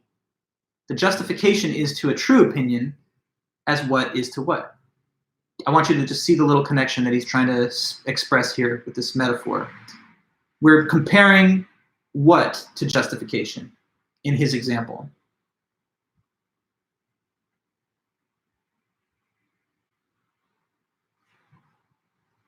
Because remember what I say, justification is that thing that keeps the true opinion from leaving the mind. And so this is symbolized by something in his example. Justification is being symbolized by what element in his analogy? Tell me. The ropes, that's right, yes, exactly. The ropes secure the statue so it does not go away. Justification secures your true beliefs so that you get to hold on to them and they don't go away. Let's go back for a moment to our example of the student that's in a guessing game about what the right answer is and happened to get it right.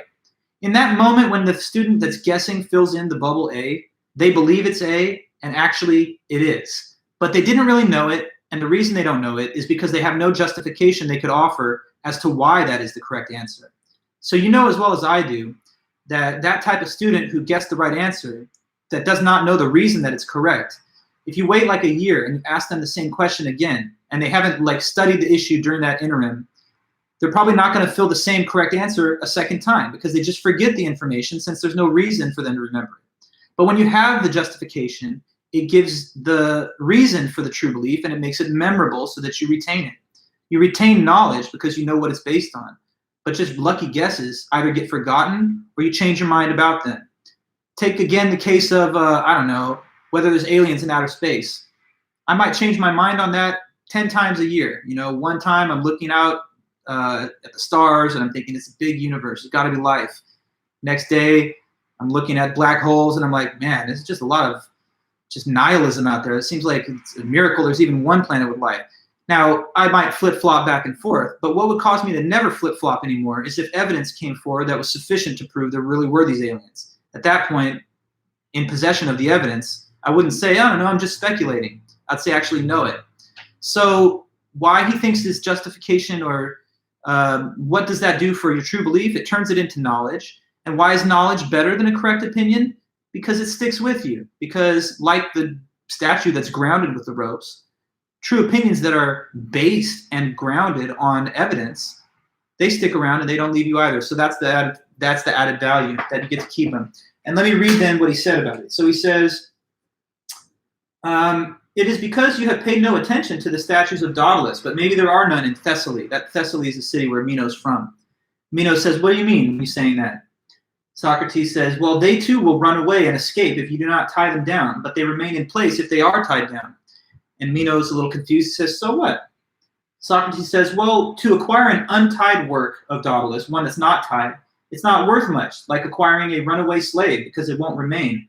But it is worth much if it's tied down, because his works are very beautiful. What am I thinking of when I say that? True opinions. Because true opinions, as long as they stay, are a fine thing, and that's all good, but they're not willing to remain for long, and they escape from a man's mind so that they're not worth much until one ties them down by giving an account of the reason why. After that, after they are tied down, they become knowledge, and they remain in place. So that is why knowledge is prized higher than correct opinion, and knowledge differs from correct opinion because it's tied down. And Meno says, yes, by Zeus, Socrates, it seems to be something like that. By Zeus, you know, like the head of the pantheon of gods in the Greek system. That's like the ancient Greek equivalent of saying, yeah, by God, I think that's right. So there you have it. The ancient Greek definition of knowledge is being defended here by Socrates.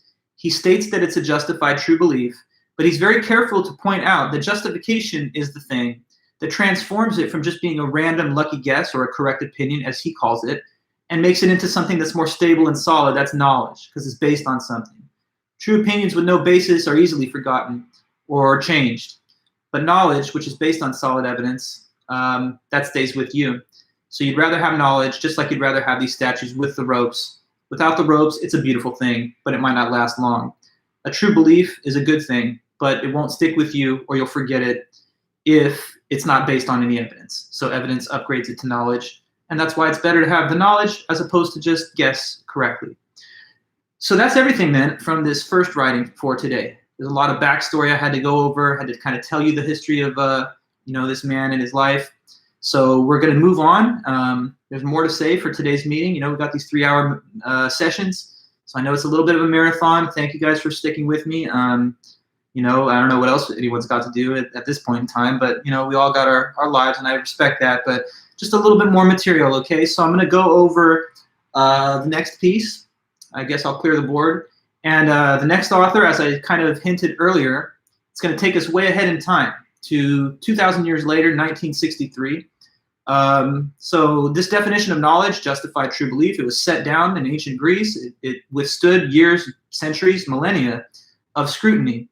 But then this American philosopher popped up in 1963, and he just opened a whole can of worms that pretty much shattered that thinking that this was the right definition of knowledge. So that's who we're going to speak on now.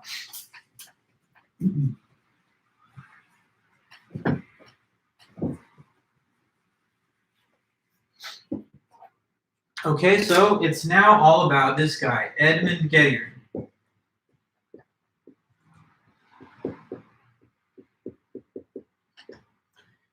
Edmund Gettier, he wrote this amazing, very influential, somewhat even revolutionary paper in 1963.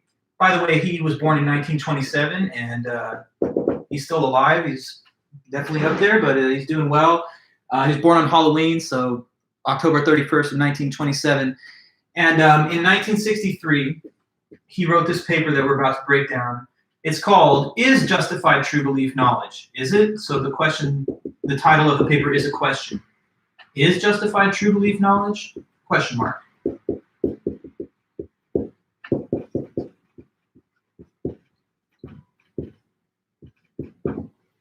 Okay, so that is the paper to go over at this point.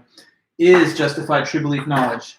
What is that? Answer to that question. Now, spoiler alert, I guess Gettier's answer is going to be just no, it's not. But he's going to try and show us why it's not. He's going to give us some examples to think about where a person has a justified true belief, but they still don't have knowledge. All right, so first, but here a little backstory about Gettier, just so you know.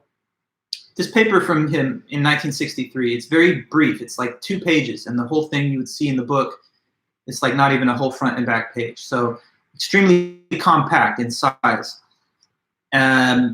But it kind of completely overturns this thousands of years worth of thinking about how knowledge is supposed to be defined. Now, he wrote that paper, and it instantly received wide recognition, even though it's like 2 pages of writing, So it's considered a classic, considered this like groundbreaking work. But after he wrote that paper, he never published anything else again. In fact, that's the only thing he ever published, this tiny little 2-page essay. And then after that, it's like the ultimate, just mic drop. He's just like, I'm done. I'm not going to say anything else. I've just destroyed the old school view of knowledge, and I have nothing more to give you. But he kept working in the university teaching philosophy, and he's alive to this day. But he's one of those interesting, enigmatic figures who wrote one thing that was considered a classic and then just had nothing else. Sometimes in literature, people talk about like J.D. Salinger that way. If you guys read Catcher in the Rye back in high school, sometimes he's spoken of like that because he wrote that very powerful book, not much else. But Gettier is an even like clearer case like that, because Gettier literally only wrote this 2-page essay, and at least Salinger wrote Franny and Zoe and 12 Stories, a couple of other things. Anyways, all right, so let's get into the details of his essay. There's a couple of little technical things that have to be settled first to really get through his scenarios.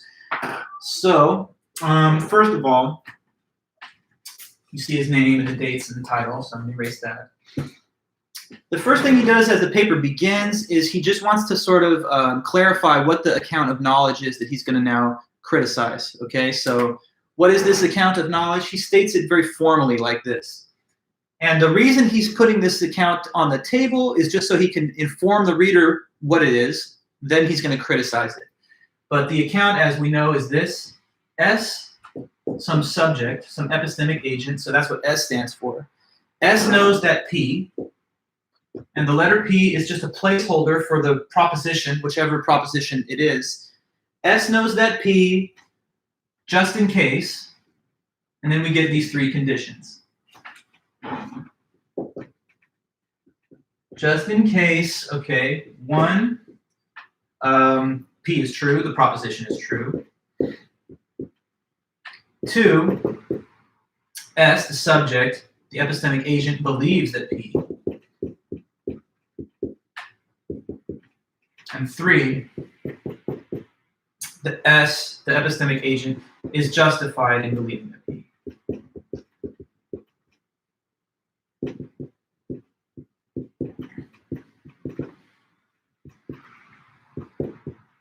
Now, the reason that we're using these like sentence letters and variables is because it could be anybody. So S just is generic. It stands for whoever could be the individual in the relevant case.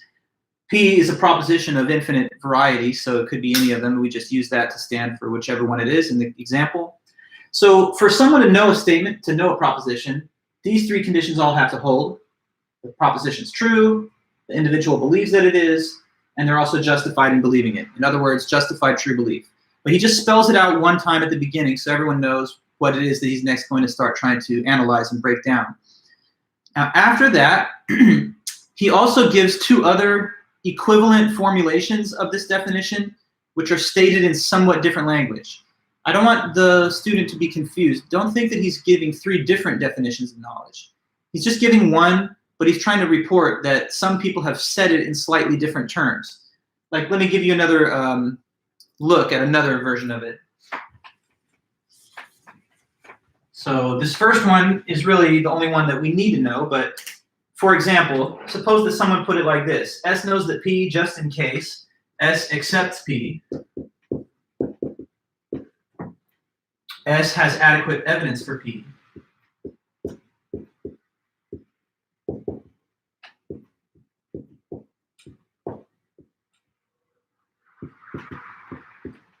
And then simply P is true. Now, this is not a different definition, but it's being worded slightly different. Now, looking at those three conditions, let's see if you can decode which one of them stands for the belief requirement in JTB. In the three conditions written here, which one do you think is a synonym for saying that someone believes a statement?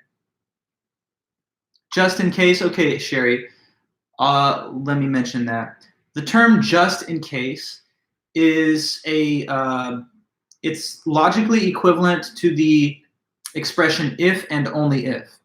If you ever study logic, you will learn that there is a certain connective which is called a biconditional.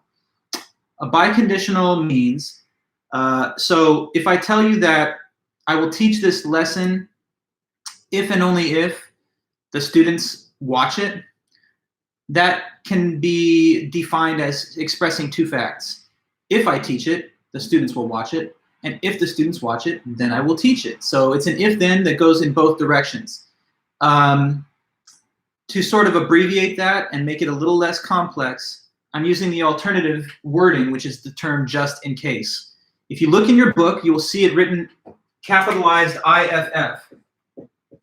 That's the logical notation for if and only if. I'm writing out in more fulsome English just in case, because just in case, I think, is a term that maybe we are more likely to use than the esoteric and formal sounding if and only if. So just understand, all it's saying is that if these three conditions are met, a person has knowledge. And if a person has knowledge, these three conditions are met. But returning to my question, if I may, as stated, which of those three conditions on this board right now do you think is equivalent to the belief requirement? 1, 2, or 3? Which one is synonymous with the belief condition of knowledge, that a person must believe a statement? Now I'm asking you that. It's certainly yes, 1. Because what it says is S accepts P. But to accept a proposition is just another way of saying that you believe it. Which of the three conditions there, Sherry, was your guess number 2? Because what number 2 says is S has adequate evidence for P. Let's speak about number 2. What condition of knowledge do you think number 2 stands for? It's not the belief condition. Number 1 is the belief condition. So which one do you think stands for the justification requirement? I asked it 2 ways. I probably shouldn't have done that. The first way I asked it was, what condition do you think number 2 stands for? 2 is justification, because 2 says having adequate evidence for P. And if you've been following the definitions so far, you know that justification is when you have good reasons or evidence. So at any rate, this is another way of formulating the same definition. Whether it's expressed in terms of S accepting P, having adequate evidence for P, and P being true, or whether in our other version, P is true, S believes that P, and S is justified in believing that P.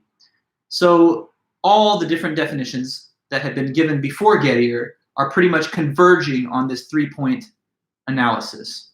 Knowledge is a justified true belief. So that's just his opening gambit to kind of list to the reader, here's the old school definition of knowledge that we've been working with for so long, and his next move is to try and show us what's wrong with it.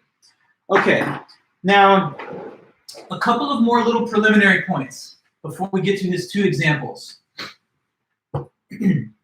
So here's the next preliminary point that Gettier makes in the effort to explain his idea here. So he notes this: it is possible, although it's not always the case, but it is at least possible to have a justified false belief.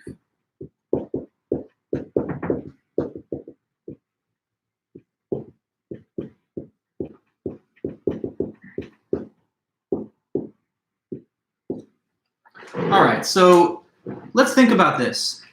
Can a person have, well, I mean, I'll just tell you, yes, they can, but under what circumstances would someone have a justified but nonetheless false belief?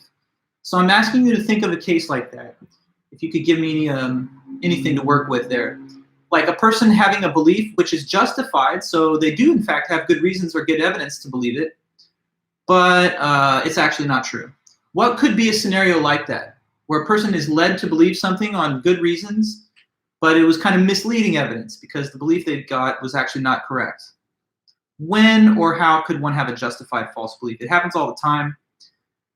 So you say, Michael Hernandez, someone playing a prank on them. I think that's a good example. So like say, for example, that, I don't know, there's like a surprise birthday party or whatever. Well, that's a loaded one, Shauna. We'll get to that in a minute. But yeah, say, for example, there was like a surprise birthday party, so they don't want the person to know that they're throwing it. So I don't know, they can't, they got to kind of maybe conceal also the identities of the long lost friends that are going to surprise them at the party. So maybe they just tell them a bunch of lies like, oh yeah, tonight we wanted to just kind of take you to the coffee shop or something. And so he thinks he's going to the coffee shop, but he gets taken to this like location where everyone's going to say surprise. So you might have said that his belief that the people weren't there and that he was getting coffee was justified but false. That was maybe one case. Sean, you say religion, but I mean, it's a little presumptuous, right? I mean, who knows? These religious claims, some believe, some don't believe. I need an example where it's definitively something false that we can all agree on. And then there won't be like controversy in terms of specifying the example. So how about another case? I don't know, someone's going to elaborate lengths to cover up the fact that they're having an affair or something, you know? So like they call their partner, their significant other, and they say, oh, I'm on a business trip right now, you know? And they kind of tell them, we're stuck in an airport and I'm going to have to actually be here for another day. Maybe if the person is giving a detailed account, then the other individual would be justified in believing that's true, but it's not actually true. Anyone else got a thought or an example like this? I can keep going. Someone's getting framed. You ever heard the word framed? So what does it mean to frame somebody? That's a very clear example of this kind of thing. If you frame somebody, you're trying to, I guess arrange evidence such that when investigators arrive, they'll reach the conclusion that the person you're trying to frame is guilty of something. But by definition of framing, the person's not really guilty and it's just a big frame job. in that case, the investigator might reach the conclusion, oh, this person is guilty because I could see, the evidence that's there. The evidence has been planted. Maybe, some kind of physical evidence was left behind by the person conducting the framing. In that case, the investigators could come to the conclusion of guilt, but it would be false. You say the ship owner?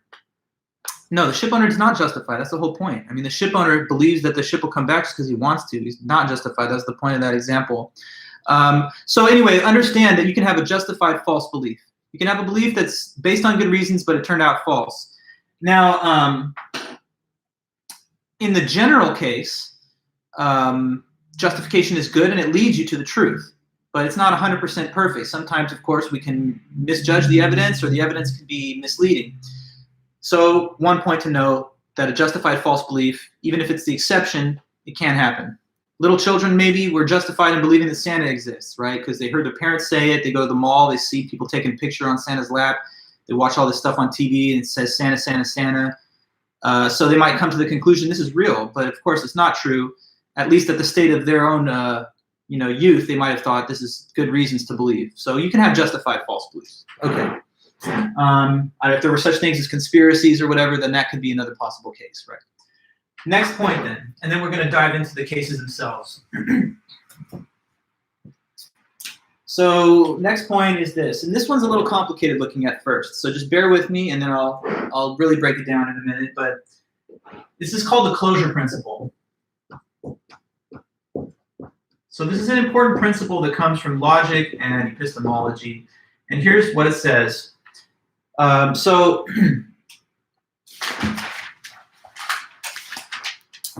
Take this statement here.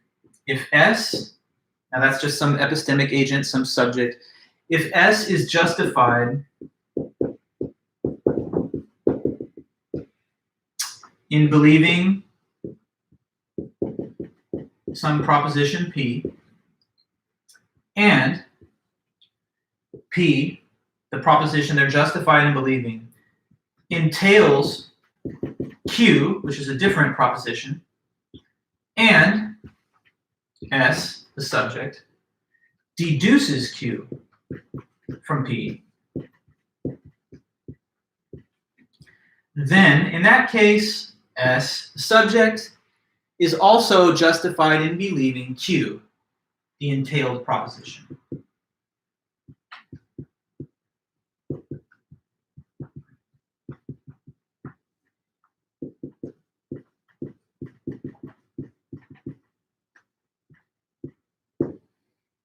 Okay, so if you're justified in believing one thing, that thing entails another, then you deduce the second thing from the first. That leaves you in a state where you're also justified in believing the latter proposition. So I told you I'd explain it, and I will. For us to really get clear on this, we have to know something about the concept of what is called entailment. Entailment. All right, so let's think about entailment. I was born in the 1980s decade. All right, that's just a fact about me, I'm telling you. I was born in the 80s. Now, you've heard the word entail maybe in your life. And I'm asking you now to try and apply that word to our example. Since Professor Vulich was born in the 80s, can you tell me something that entails? Anything at all. It entails lots of things. But maybe you can hit me with one. A man born in the 1980s. Since I was born in the 1980s, what's something that entails? Let's see what we got.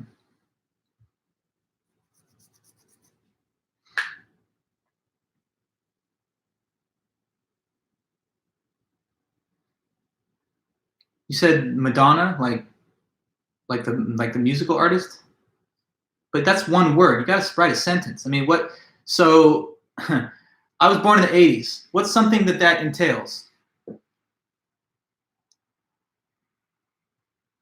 Entails. I mean, Madonna, what? The fact I was born in the 80s entails Madonna? Come on. Entails. Entails. Since a man that's speaking to you today, yeah, but what about it? I mean, can you tell me what you mean?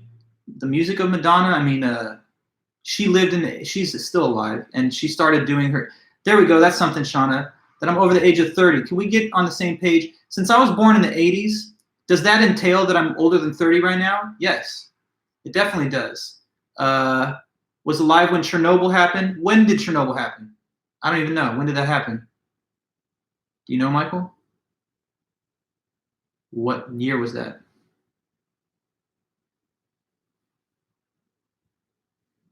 Well, you don't know. I don't know either. But the reason I asked you that, well, 86. You got to be careful, though, because I said I was born in the 80s, and unless you knew what year, you couldn't necessarily infer that I was alive at that time, because there's 87, 88, and 89 also. But the example from Shauna is good. If a man was born in the 80s and it's currently 2020 and he's still alive, doesn't that entail that he's older than 30? Yes. So that there is one example of entailment. How about this? I was born in the 80s. You, I don't know, we got different students, but let's say you were born in the 2000s, right? Well, then in that case, does it entail that I'm older than you? Yes.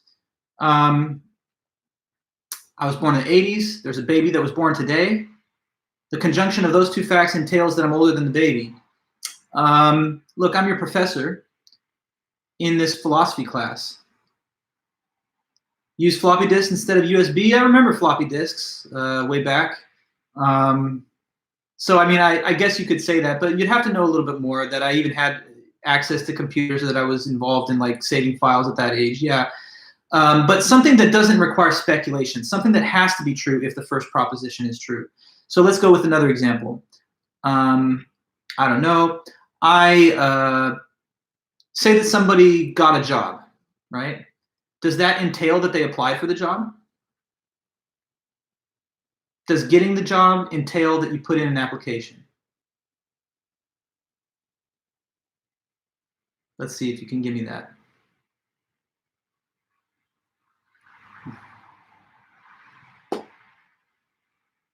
Yes, it does. Michael, you lost me there. Of course, if you get a job, you can't get it without applying. I mean, I don't know. I suppose you're thinking of what, like nepotism or something, you just get installed in the position. I don't want to go into like weird side cases. I was just thinking of like if you work at a place, then you had to have at least applied for employment at the place first. Otherwise, you never would have been considered for the hiring. So that's why I'm saying yes. Okay. Think about our Constitution, right? There's a rule there that says to be president, you got to be over 35. So Trump's the president. Does that entail that he's older than 35? And again, I'll just tell you yes, because it's a requirement of holding the office.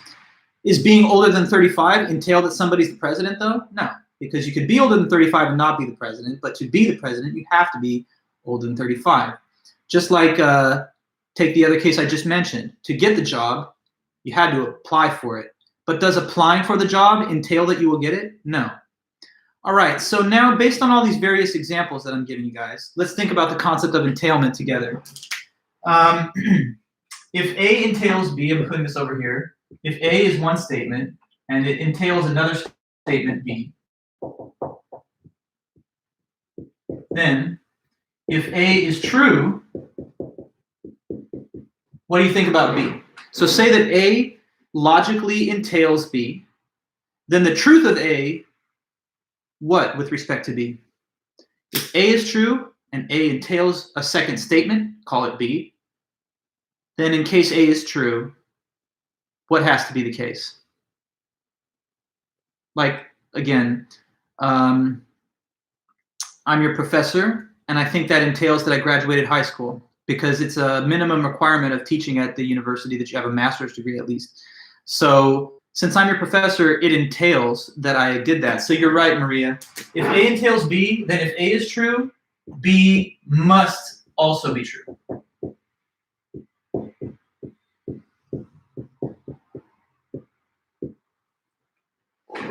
Right, so I'm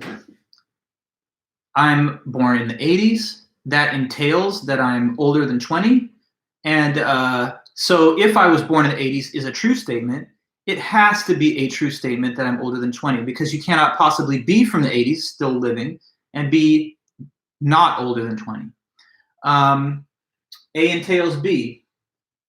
Trump is president entails that he's older than 35. So if he's the president, and he is, it has to be true that he's over 35, but not vice versa. So now returning to our closure principle, we can finally summarize it pretty straightforwardly. All that it says is this: if you have reasons to believe a statement, and you're justified in believing that statement, and then you notice that it logically implies a further statement, then you're also justified in believing the secondary statement if you deduce it. So if you're, like, for example, are you justified in believing that I'm born in the 80s? And yes, right now you currently are, because you've heard it straight from the horse's mouth, me in other words. I've told you that, so you now know, and you have reason based on what I've said to believe that I was born in the 80s. So that's a justified belief. And now if you put on your logic thinking cap, and you're like, well, do a little math. If he's born in the 80s, that entails that he's older than 30. Then likewise, you're also justified in believing that secondary statement. So all this really means, behind all of the somewhat sophisticated wording and jargon, is that justification transfers over from one believed proposition to another that is an entailment from it. Say I'm petting my cat, like I was just a little while ago. Actually, it's funny because I use this example in classes, but I never actually had the cat in the lesson. So if you're petting a cat, all cats belong to the classification mammal, right? That's the type of life form that is warm-blooded that gives live birth, except for the platypus, but just put that to the side. So if I'm petting a cat, then it does entail that I'm petting a mammal, because all cats are mammals. If I'm petting a mammal, it doesn't imply that it's a cat, but if I'm petting a cat, therefore I'm also petting a mammal. So if I was petting my cat like I just was, I'm justified in believing that I am, because I could feel the fur, and unless I was really hallucinating on something, it'd be hard for me to be wrong about that. So when I'm having the sensation of petting the cat, I'm justified pretty much in believing that I am petting the cat. And if I then deduced from that, well, it entails that I'm petting a mammal, then I would also be justified in believing that I'm petting a mammal. So whatever evidence is good enough to justify you in believing that I was born in the 80s is also the same evidence that serves to justify any entailment from that, like that I'm older than 30. Okay, so justification transfers to the next proposition that follows from the first. That's what this is saying. Now, with all those pieces in place, we are going to dive into the Gettier cases. All right. Now, Edmund Gettier, in this paper that we're reading, he has two kind of famous examples that are used to show a problem with the classical ancient definition of knowledge. What he tries to show the reader is that it's actually possible to have a justified true belief, but still not have knowledge. And if you can have a justified true belief without having knowledge, then that would show that the classical definition is wrong, because the classical definition said every justified true belief is knowledge. And Gettier is here to show you, no, it's not, because I'm going to point you to two examples at least, where in these kinds of cases, you don't have knowledge, even though you have a justified true belief. So it's still incomplete as a definition. It's insufficient. So here's the first Gettier case, Gettier case 1.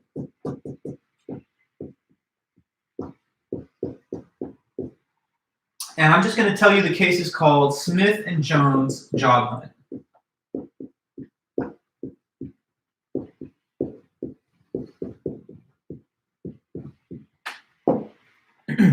Smith and Jones job hunt, Gettier's first example. Okay, so in this example, we got a couple of characters, and I'm just going to give you a visual. Here's Smith, here's Jones. Smith, Jones. Now, these two guys are applying for a job. By the way, before I go further, let me just tell you, as many examples in philosophy, there's nothing realistic about this. And that's the way it is, okay? It's not meant to be realistic. It's meant to just explain a concept theoretically and logically. So never mind the fact that, you know, it's not exactly the most likely scenario. But anyway, you got Smith and Jones. So they have both applied for a job. And they're basically the finalists for the position. And they both have come in to conduct the final interview. It's going to come down to just one of them, though. They will not both be given the job. One of them is going to be going home disappointed, and the other one's going to get that job. So they're the two last, you know, contestants for the job, employees that are trying to get it. Here's a boss. Boss guy. So anyway, they've interviewed with this boss, and Smith has formed a belief in his head based on some experiences here that have happened after the interview. So I'm going to erase the top since we don't need that right now. And what I'm going to draw is a thought bubble coming from the head of Smith so you can tell what he believes here.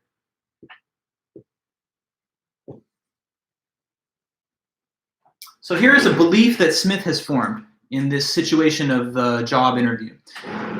They've finished their interviews, and Smith has this belief in his head. Jones will get the job, the other guy.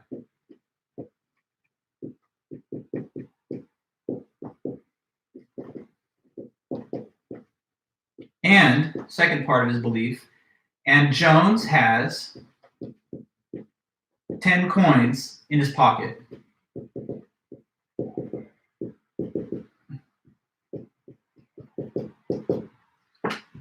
Jones will get the job, and Jones has 10 coins in his pocket. Smith is believing this. Now, I'm going to tell you exactly why Smith believes that, because actually he has very good reasons for believing this. So, in other words, he's justified in believing this. Let's call this proposition here D, just to give it a label. So D stands for Jones will get the job, and Jones has 10 coins in his pocket. Now, here's why he thinks this. After the interview was done with both subjects, the boss had like a private moment with Smith. Maybe Jones stepped out for a minute to like use the bathroom, and the boss comes into the waiting area for a moment. And he says, hey, Smith, real quick, while Jones is in the other area, I just want to tell you something. I'm just going to tell you straight up. I know it's a little disappointing, but I've decided I'm going to hire Jones, actually, not you. Sorry to say, but I've made my mind up. I'm going to hire Jones, but I don't want you to leave yet. Let him come back, and I'll make a formal announcement in a little bit. But I'm just kind of giving you a heads up. I'm going with Jones on this one. Okay, so you understand that's what the boss said to Smith during a private moment. Now, after that, Jones comes back, and Smith says this to Jones. Hey, hey, Jones, I have a question. It's really weird and random, but I just want to know something.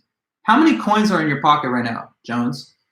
And Jones is like, what? And Smith says, yeah, how many coins in your pocket? Actually, you know what? I'm just going to count them myself. So he goes over, manhandles him, gets those coins, reaches into his pocket, and he starts counting. Okay, 1, 2, 3, 4, 5, 6, 7, 8, 9, 10. Okay, I see you got 10. Thank you. That's all I wanted. Gives him back to Jones. That's it. So he literally counted them from Jones' pocket. Smith did. Smith counted Jones' coins in Jones' pocket, and there were 10 of them. So why then did Smith believe this statement?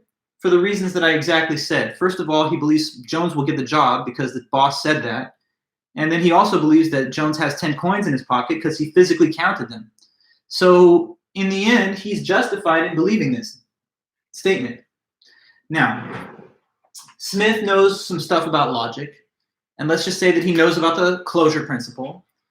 So he knows that since he's justified already in believing this, then he's likewise justified in believing something that is entailed by that. So he does a little logical deduction, and he deduces from D a similar statement that is called, let's say, E. Now, E is much similar to this one, except the only difference is we replace reference to the name Jones with the generic label, the man who gets the job. So E just says, the man who gets the job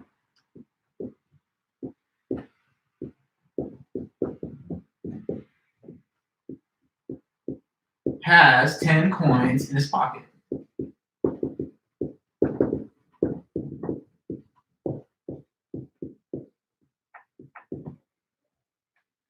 Okay, now, go back and think for a second, if you can, about the closure principle. The closure principle says that when you have one justified belief and you deduce something from it, then you're also justified in believing the second statement. And D does entail E. Because if D is true, if it becomes the case that Jones gets the job and Jones has 10 coins in his pocket, then it has to be true in that case that the man who gets the job, namely Jones, has 10 coins in his pocket. So Smith believes E based on the evidence that he already has for D. All of this backstory then was to just get you to understand this point, that we've led up to the situation of Smith being justified in believing E, okay? Takeaway point, Smith is justified in believing E. Why?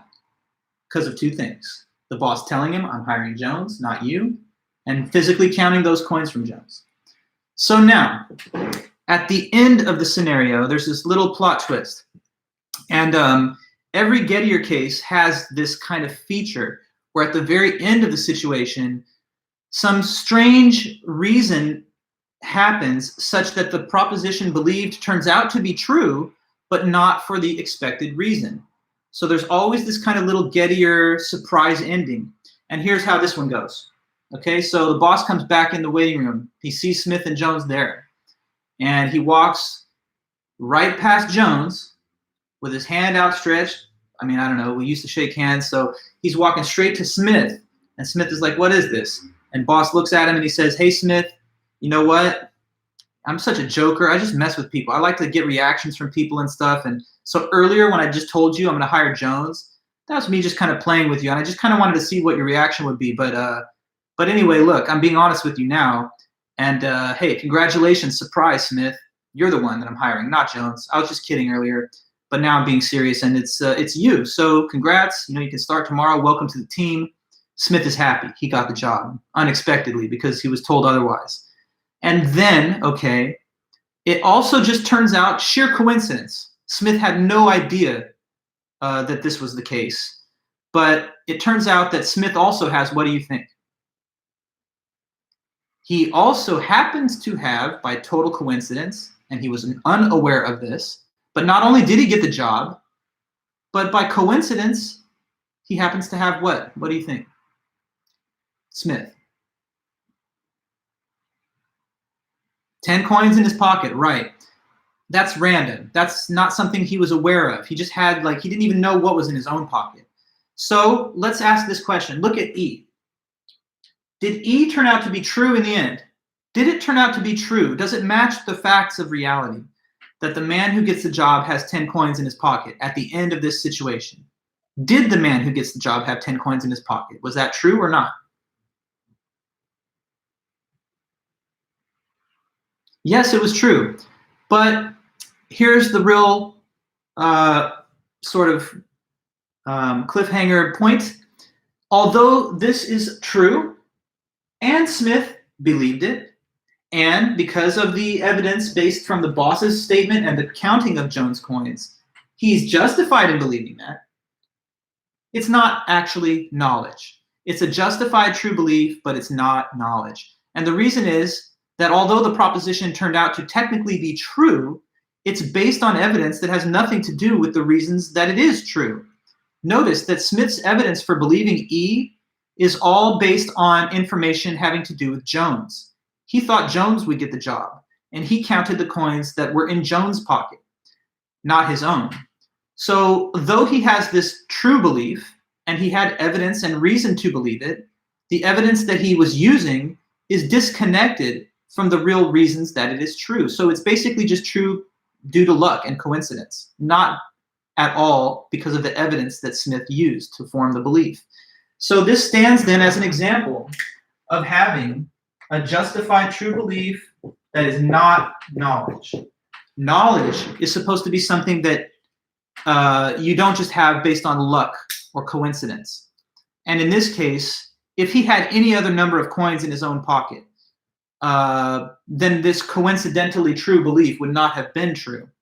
So it's a justified true belief that's not knowledge. And what that demonstrates, as weird and unrealistic as the case may seem to you, it's making a very big and important deep point, which is that we're still not quite putting our finger on the correct definition of knowledge then. It's kind of escaped out from underneath us because we thought a justified true belief was knowledge. But here we're being told about a situation where you have a justified true belief and you still don't have knowledge.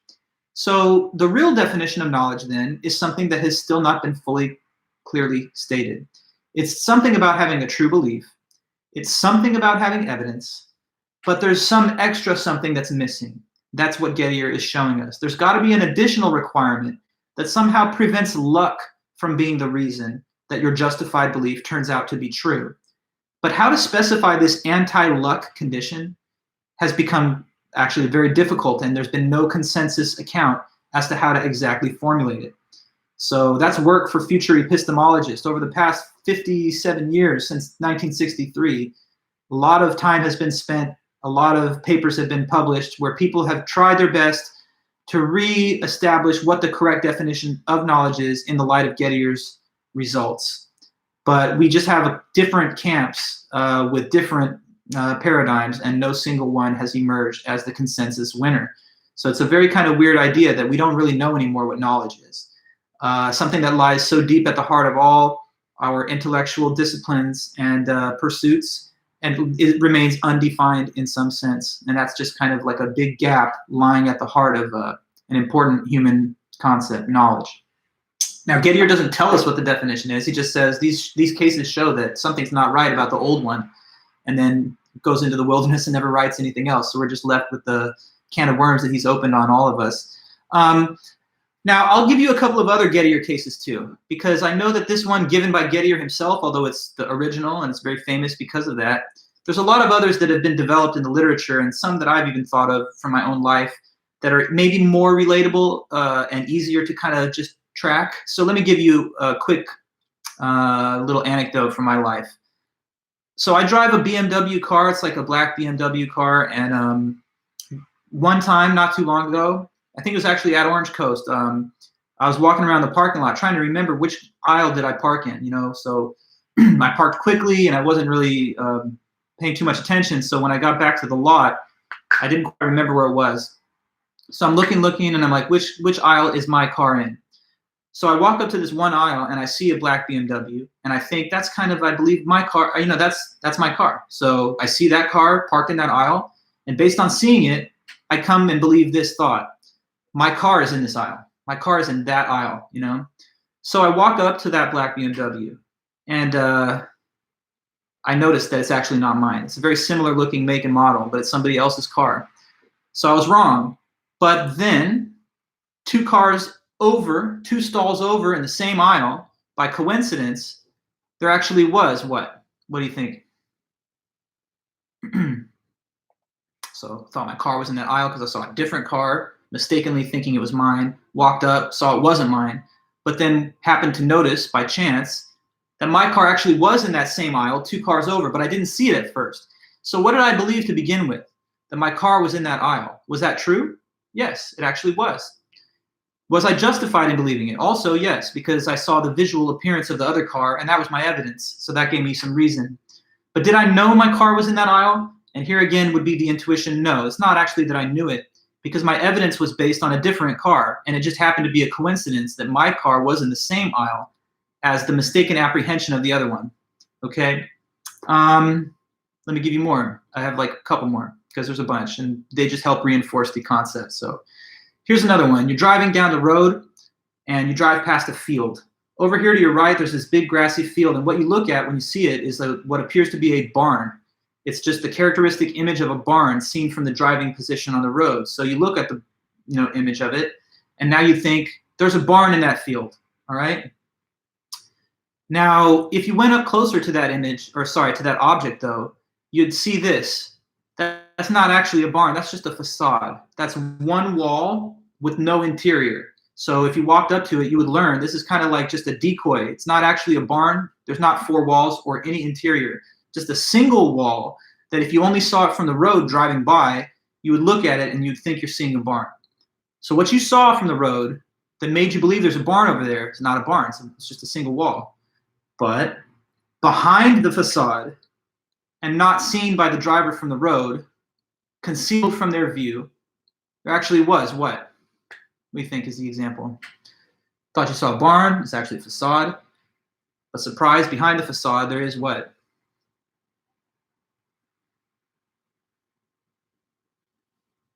Let's see what you know. I think you'll follow.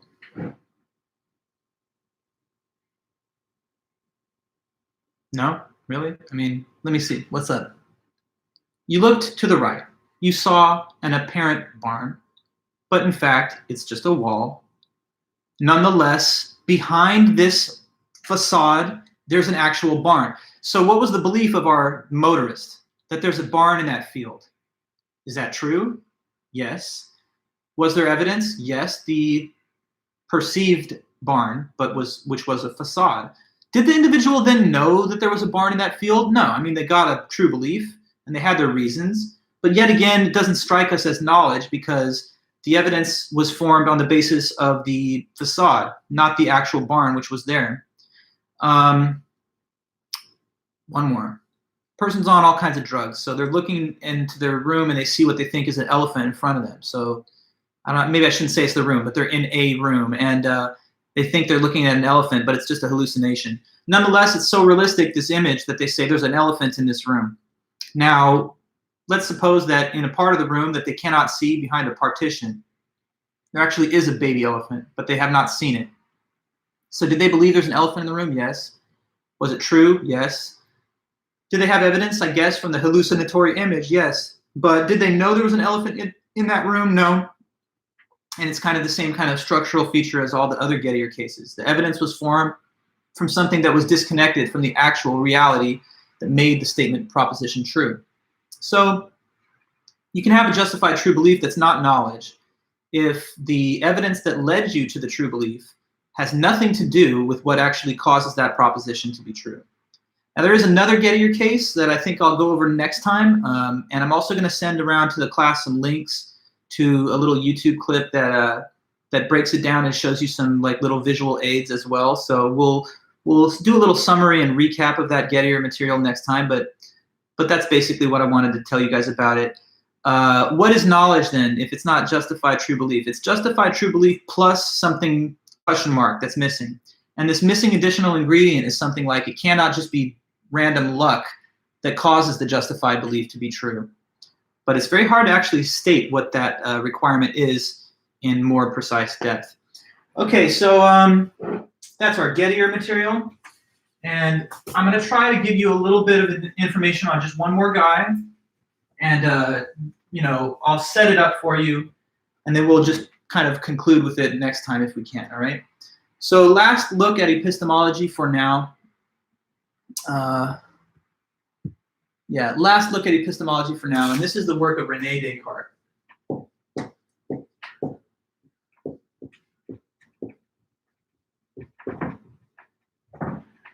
René Descartes, and this is a French philosopher of the 17th century. He lived from 1596 until 1650. And in 1641, he wrote an important book that's become a classic in philosophy. 1641, he wrote a book which is known as the Meditations.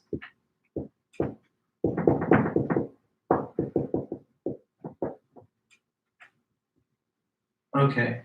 The full title of it is actually Meditations on First Philosophy, but informally, it's often just referred to as the Meditations or Descartes' Meditations.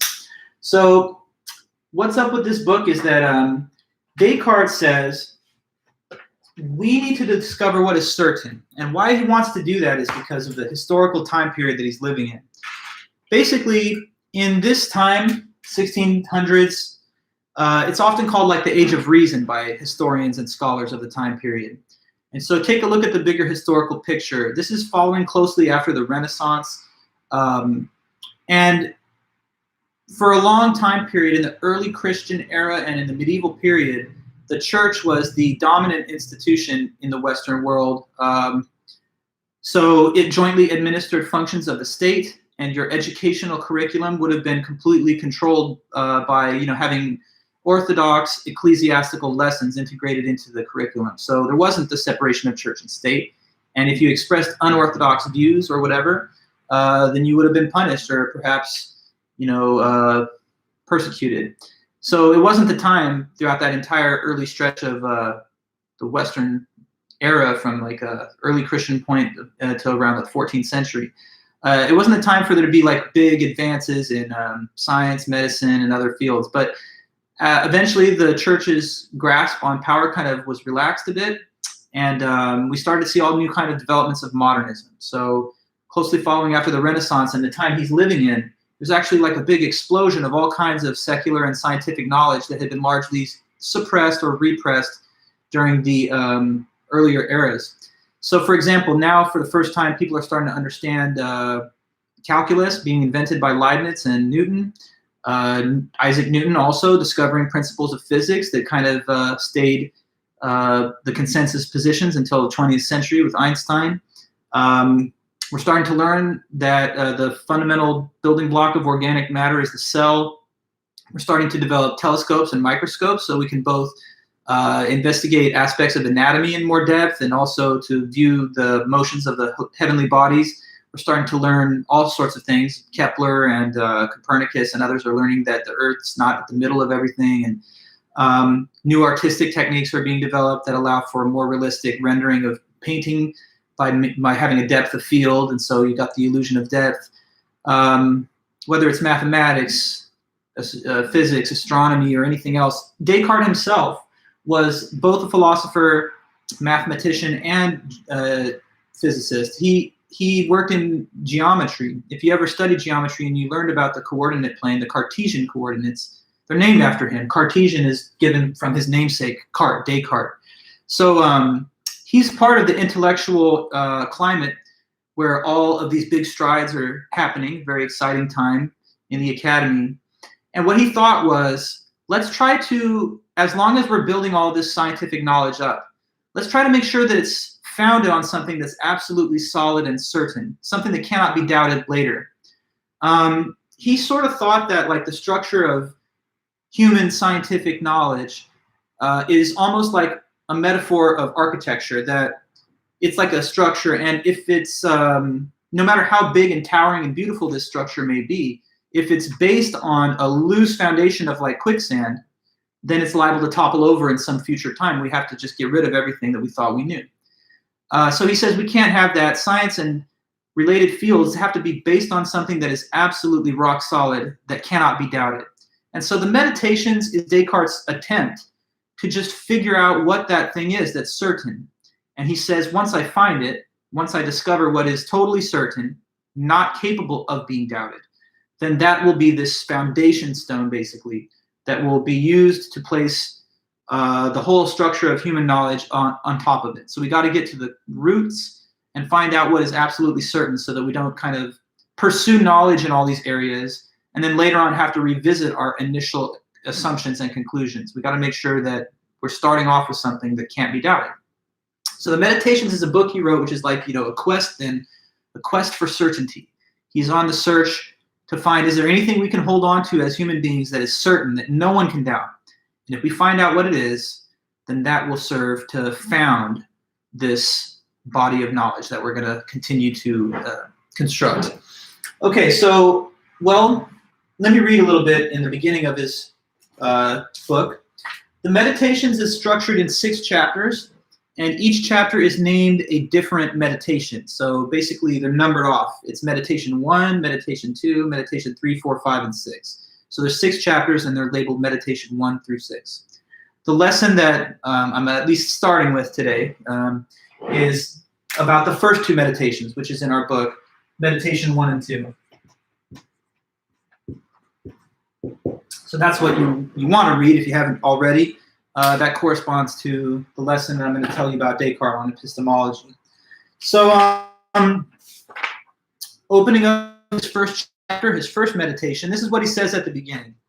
And Descartes, I think, especially considering that he was writing this back in 1640, he's a pretty, I think, lucid and vivid writer, not too hard to understand, which is sometimes refreshing. So he says it this way.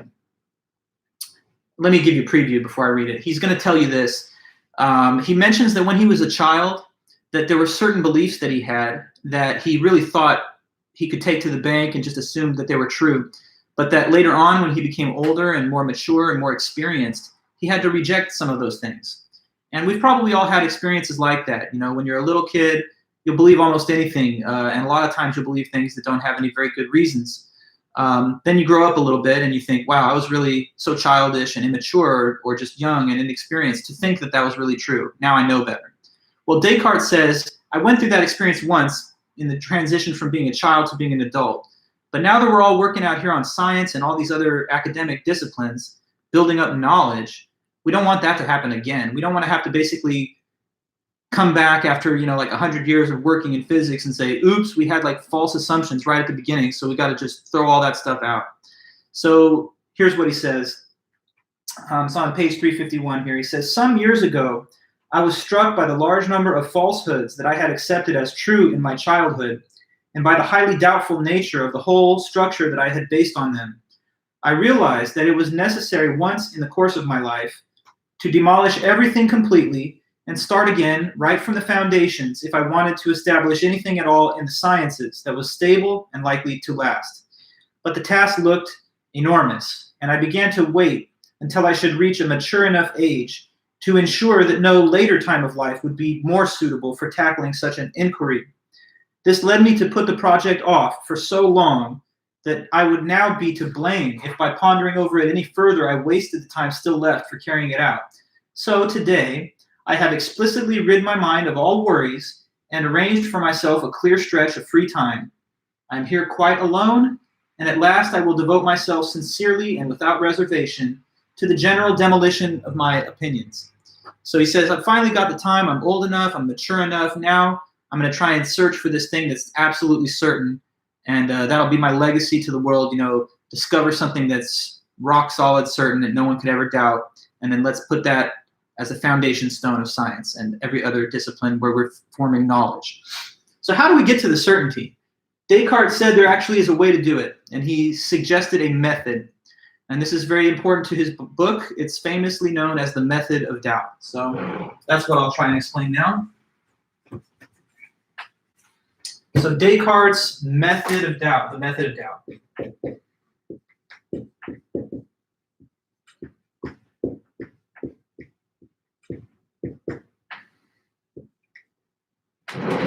Okay, so the method of doubt, it tells you to do this. It says, assume to be false anything that can even possibly be doubted, okay?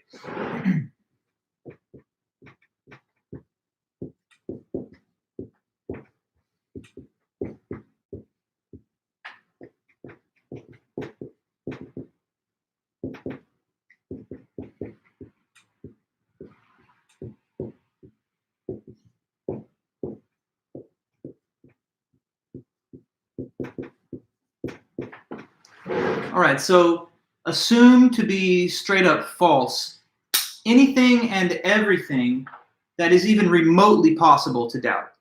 Okay, so it's not saying assume to be false the things that are really doubtful or the things that are like really likely to be false.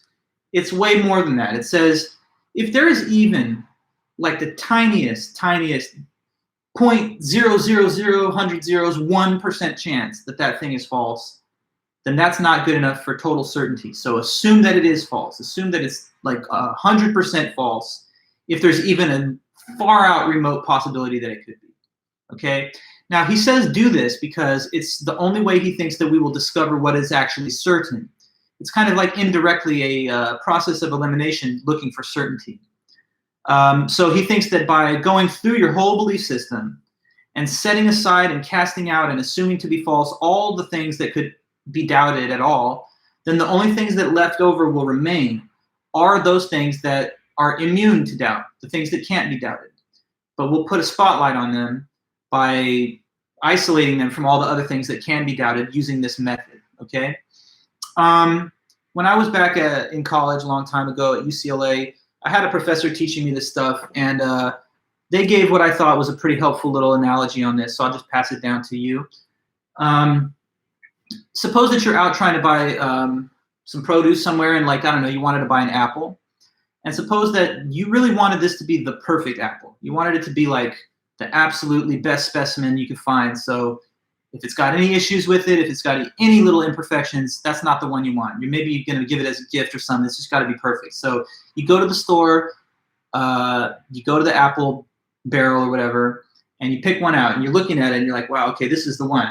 I think I've found it.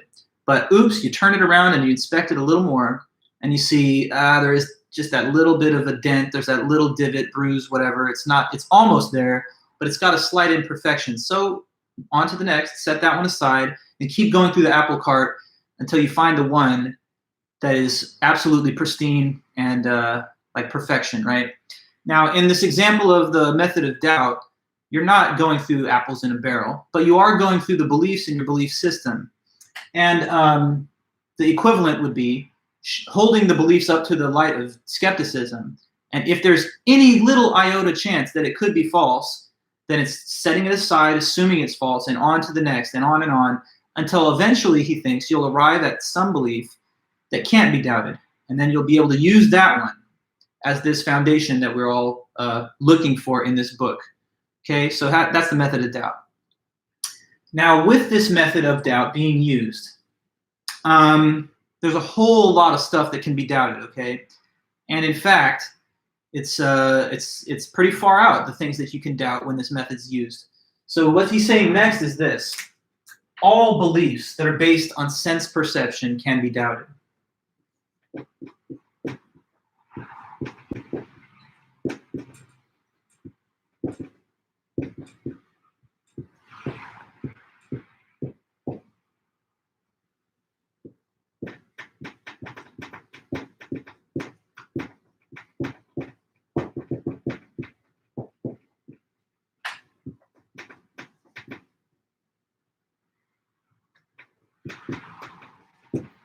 Okay, so that's a big claim right there, the one that you see at the bottom, saying all beliefs that come from the senses can be doubted. In other words, from sense perception.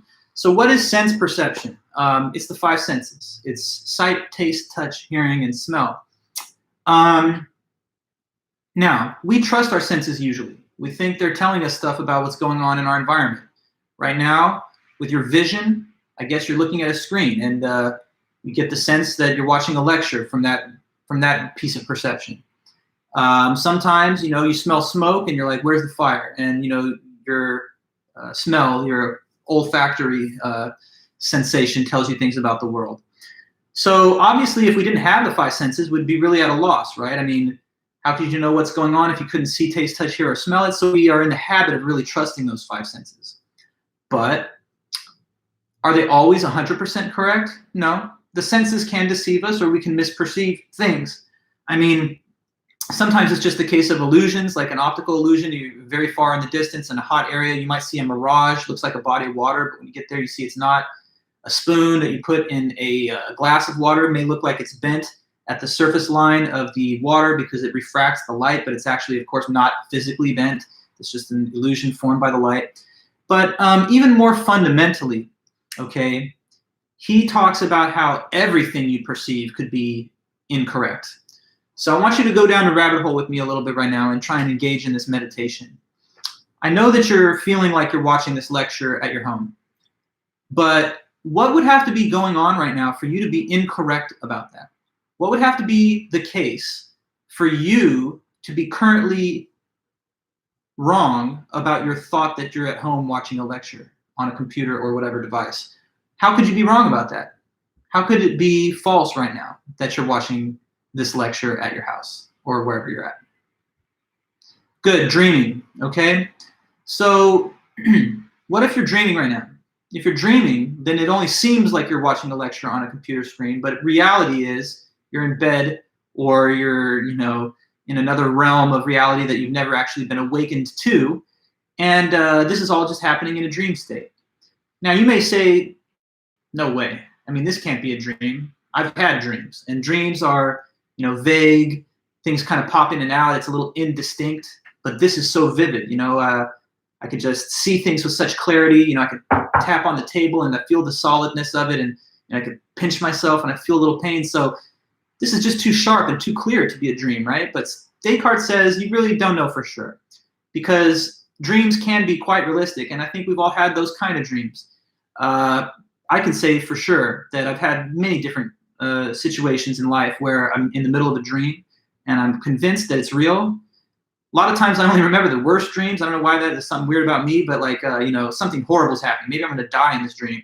And then, I wake up at the last minute and I'm like, yes, this is great. It's not really happening to me. I'll be careening off of a cliff, driving off of a cliff accidentally. And, all of a sudden I'm like, oh no, this is the end. And then I wake up. Other times it's a little less dramatic. I'll have a dream that I'm teaching, like a lecture like this.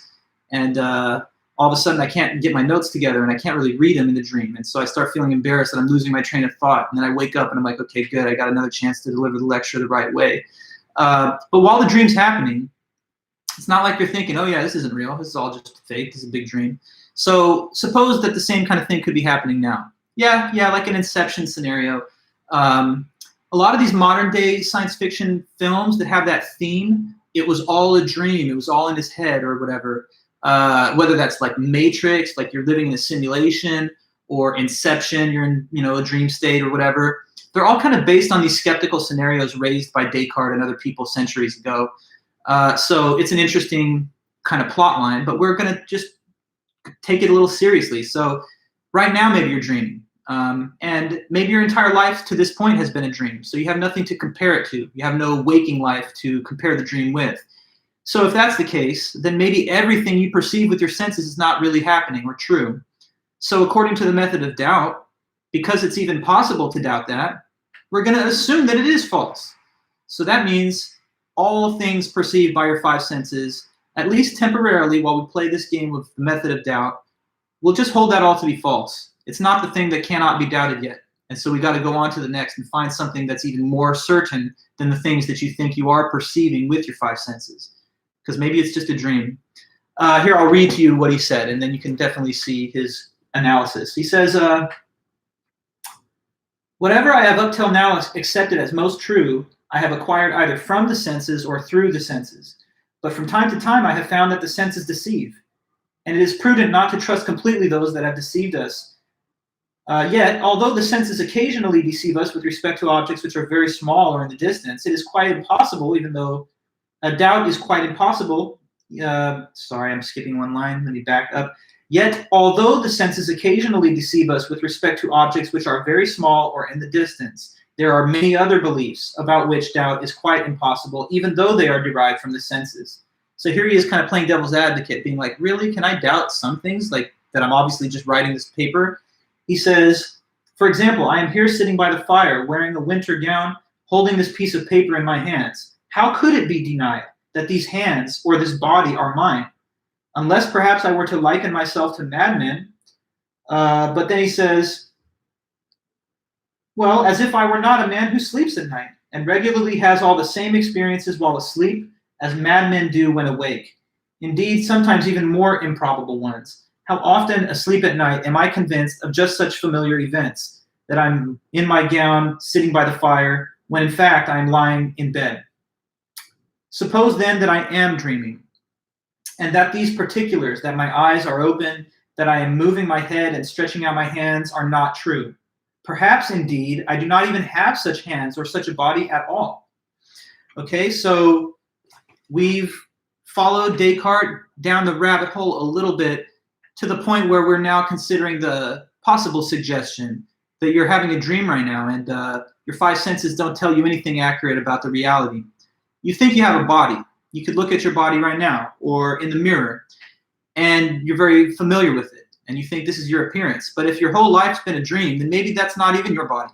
Maybe when you awake, you'll see that you have a far different appearance, or maybe you have no physical body at all, and you're more like a gas cloud in some other realm of reality, or a completely disembodied spirit or soul with no material body attached.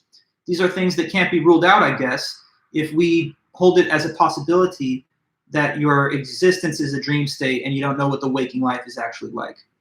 So method of doubt says sense perception isn't what you're going to get the certainty from.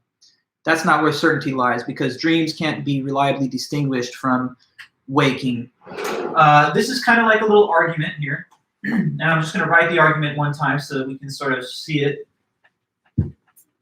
This dreaming doubt type of argument can be written with two premises and then this conclusion. First premise, to know anything from sense perception, I must know that I'm not dreaming.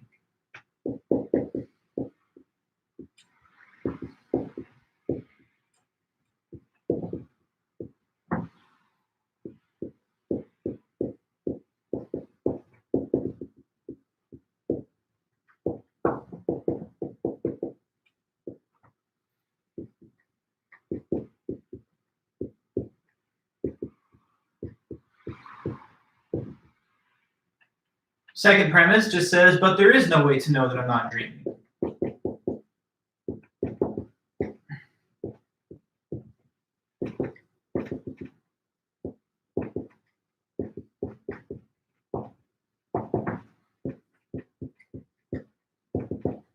So the conclusion, therefore, is that I don't know anything from sense perception. Therefore, I don't know anything from sense perception.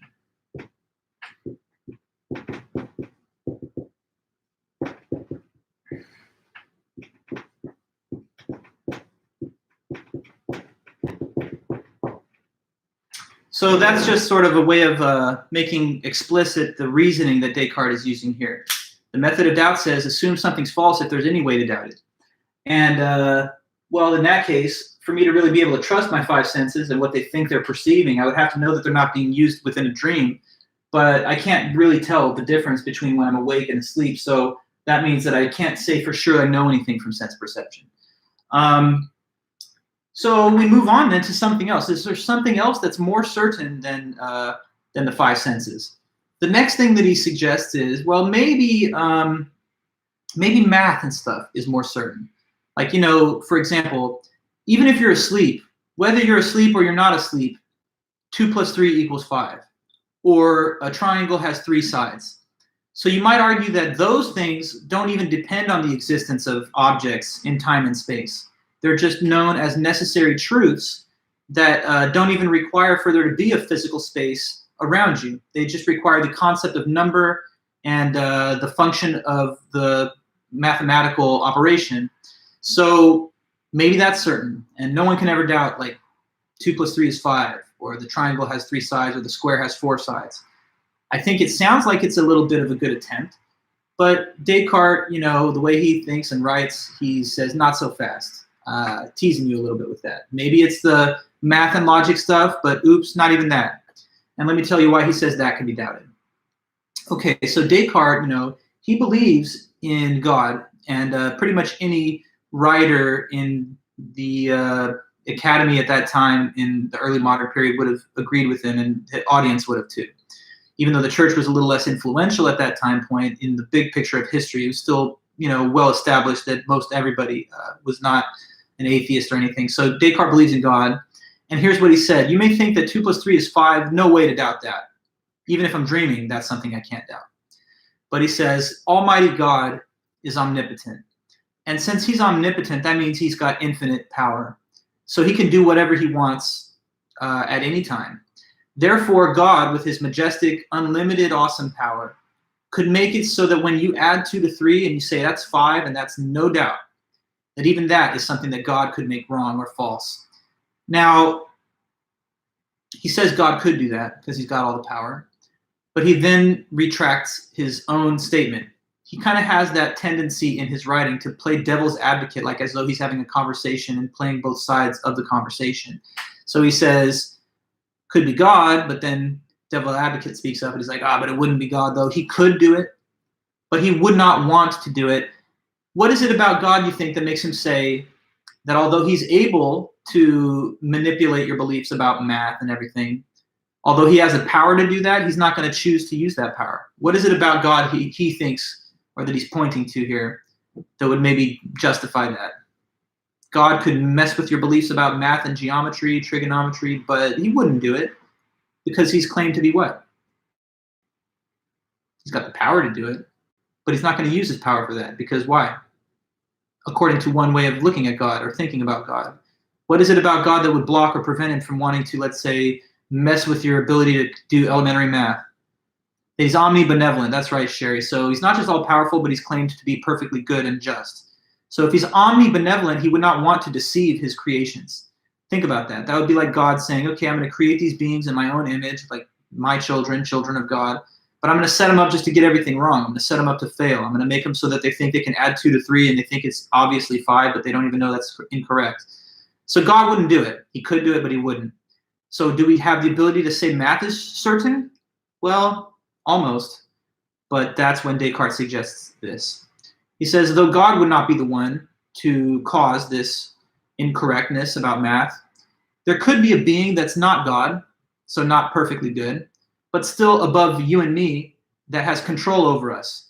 Like, say, for example, an evil demon was able to completely master your consciousness and control everything that you see, feel, and think. In that case, the evil demon could be the one then that's messing with your math and geometric beliefs. So he kind of outsources this possibility to a subordinate being below God. God's too good to mess with our beliefs and deceive us about those things. But if there was an evil demon, he might do that, and that's something that we cannot rule out. So we therefore cannot even say that math, geometry, and so forth are necessarily certain. They're subject to doubt too. Why? Because a being, not God, although he could, but an evil demon maybe, could have manipulated you about those. Now here's the thing about the evil demon postulate. I know it's a weird statement, but keep in mind when he's writing, if this had been written in the current day, then the being that has the control over your whole consciousness and reality would have been probably described as like a computer programmer programming the simulation that you're living in. Or the mad scientist that has your brain in a jar and is feeding it electrochemical stimulation so it perceives that it's seeing this lecture or whatever. Now, he was alive in 1640, so he didn't have the thought process, oh, there's a mad computer scientist or a mad neuroscientist that has this formaldehyde jar. So he used the materials, conceptual materials available to him. They had theological concepts. So he's basically just saying, there could be some being in this like other level of reality that you're not aware of because you're dreaming through the whole thing. And that being could be the one that every time you think you're adding numbers up or counting the size of a square, you get it wrong. So let me read that, okay? He says here, a reasonable conclusion might be that physics, astronomy, medicine, and all other disciplines which depend on the study of objects are doubtful. But arithmetic, geometry, and other subjects of this kind, which deal only with the simplest and most general things, regardless of whether they really exist, contain something certain and indubitable. Because whether I am awake or asleep, 2 and 3 added together are 5, and a square has no more than 4 sides. It seems impossible that such transparent truths should occur any suspicion of being false. But then he says, and yet firmly rooted in my mind is the long-standing belief that there is an omnipotent God who made me the kind of creature that I am. How do I know that he has not brought it about, that there is no earth, sky, extended thing, shape, size, place, while at the same time ensuring that all these things appear to me to exist just as they do now? Moreover, since I sometimes consider that others go astray in cases where they think they have perfect knowledge, may I not similarly go wrong every time I add 2 and 3, or count the sides of a square, or in some even simpler matter, if that is imaginable? Okay, so he says God could do this, but then he continues and says, but perhaps God would not have wished me to be deceived in this way, since he is said to be supremely good. Therefore, as we go to the next column, I will suppose, therefore, that not God, who is supremely good and the source of all truth, but rather some malicious demon of the utmost power and cunning, has employed all his energy in order to deceive me. I shall think that the sky, air, earth, color, shape, sound, and all external things are merely the delusions of dreams, which he has devised to ensnare my judgment. I shall consider myself as not having hands or eyes or flesh or blood, but as falsely believing that I have them. I shall stubbornly and firmly persist in this meditation, and even if it is not in my power to know what is true, I shall at least do what is in my power, and that is to resolutely guard against agreeing to anything false, so that the deceiver, however powerful and cunning he may be, will be unable to impose on me in the slightest degree. So that is where the first meditation basically ends. It's at that point where Descartes says, so the method of doubt so far has just ruled out and crossed off a whole bunch of human knowledge that we thought we had for sure. All the stuff from the 5 senses, because that could be from dreams, and even the things that come from math and so on, because those could be supplied by a manipulative evil demon. So is there anything that we can hold on to? And that's where the second chapter starts. At the beginning of the second meditation, he sounds like he's kind of in despair at first. Like, oh man, is there anything that I can still hold on to now that I've introduced this method of doubt? So he says this, so serious are the doubts into which I have been thrown as a result of yesterday's meditation that I can neither put them out of my mind nor see any way of resolving them. It feels as if I have fallen unexpectedly into a deep whirlpool, which tumbles me around so that I can neither stand on the bottom nor swim up to the top. Nevertheless, I will make an effort and once more attempt the same path which I started on yesterday. So this is where he starts to slowly but surely build back up to our everyday idea of knowledge, starting from scratch. And there's much more to say, and I don't want to rush through it, but I want to leave you on one more important point. Let's just try and put this out there. What do you think could be the one and only thing that even Descartes says the method of doubt cannot touch? Something that is definitely certain, and this cannot be doubted. It's not anything you perceive with your five senses. It's not mathematical statements that seem obviously true. What do you think could be this one and only thing that can't be doubted, at least not by you or at all? Yeah, what could it be? What's something that can't be doubted? It has to be true. It has to be true. Good, I think, therefore I am, or that he exists. Perfect, exactly, spot on. That's what he does say. So ask yourself this question. Can you, watching this, doubt that you exist? Can you doubt your own existence? And I hope we can agree the answer is definitively no. Why is it even self-contradictory to say that I doubt my existence? Why is it not possible for a person to have doubt that they exist? Why not? How come you can't doubt that you exist? We say you can doubt everything else. Well, okay, but hold on, Sherry. We're talking about what is not doubtful. So we're talking about the thing that remains certain. So how come it's known that you really exist? How come that's something? I mean, because what? Maybe your whole life's been a dream, right? So how do you know that you really exist? And why is that not something that can be doubted? I know you're joking, but it's fine. Sometimes the context can't come through on the typed written notes. But back to what I was asking, I do want to answer. Why is it not possible to doubt that you exist? Try to doubt you exist right now. Like, maybe I don't exist. How come that thought process makes no sense? Think about it. Why is it like logically inconsistent for a person to doubt that they exist?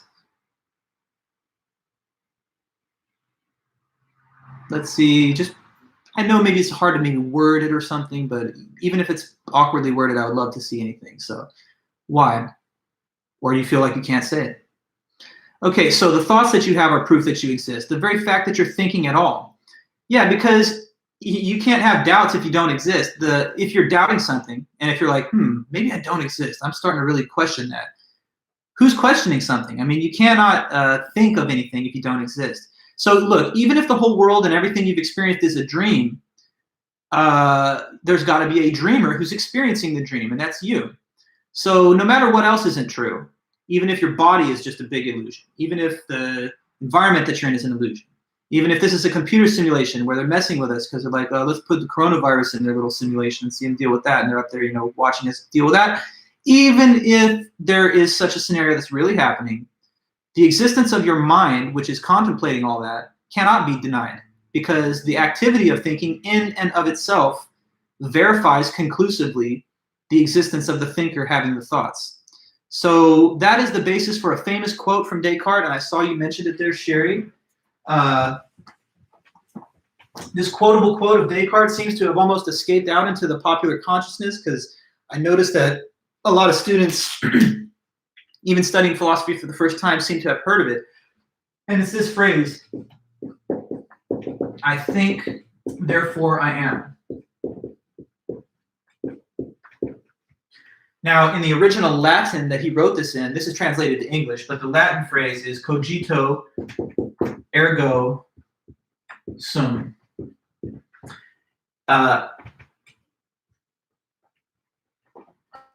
Can't seem to write it. Okay, S-U-M, thank you. Cogito from Latin stands for consciousness or cognition. That's the root that it derives from. Cogito, so consciousness. Ergo means therefore, so that points to a conclusion. So consciousness, therefore existence or reality. That's what sum stands for. So since you have consciousness, you know you're real. Even if the things that you're perceiving with your five senses aren't really there, there's still a mind that's having some experience or whatever.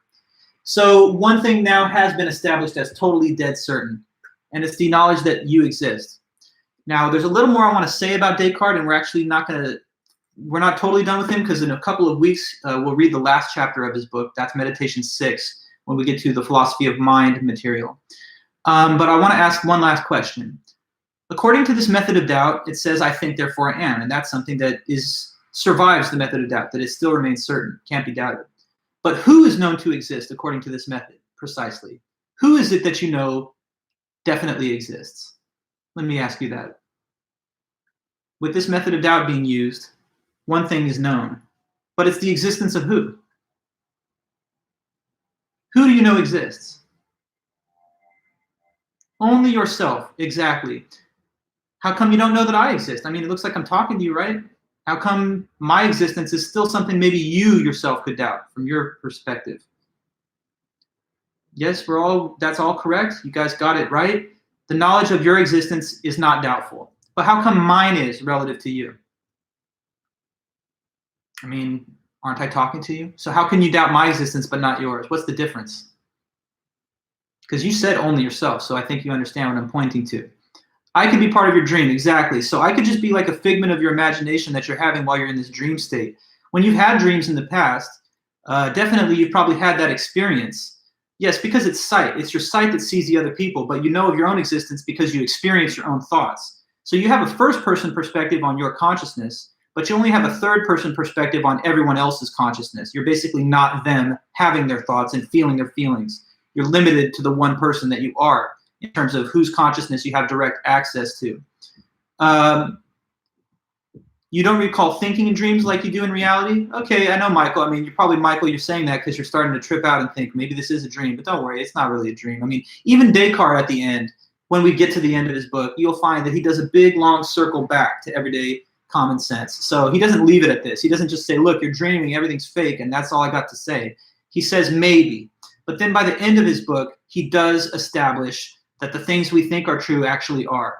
So like, for example, there really is an external world. It's full of other people that all have their own minds. You're not dreaming. And the perception that you have is generally accurate to the way things really are in the objective reality. But he says, I'm not going to just assume that and take it for granted. I want to be able to prove it to myself. And so he has a very like slow and steady way of trying to make the case for that. But he starts from totally ground zero from scratch. So yeah, you know you exist because you're thinking. But me talking to you, you don't experience my thinking. You experience just yours. Nonetheless, every time I teach this, I think it's kind of funny because definitely I can experience my thoughts. So I've always said if it's true that there's only one mind, then it must be that you guys are the ones that are simulated. I'm the real one. But you can't take my word for it, I guess, right? Because we're different people. Anyways, there's more to say, and we will say more. But we've gone, straight through, and this is our first of our new, live cast online web series that we're doing. So we're going to continue the same way. We'll be back in a week.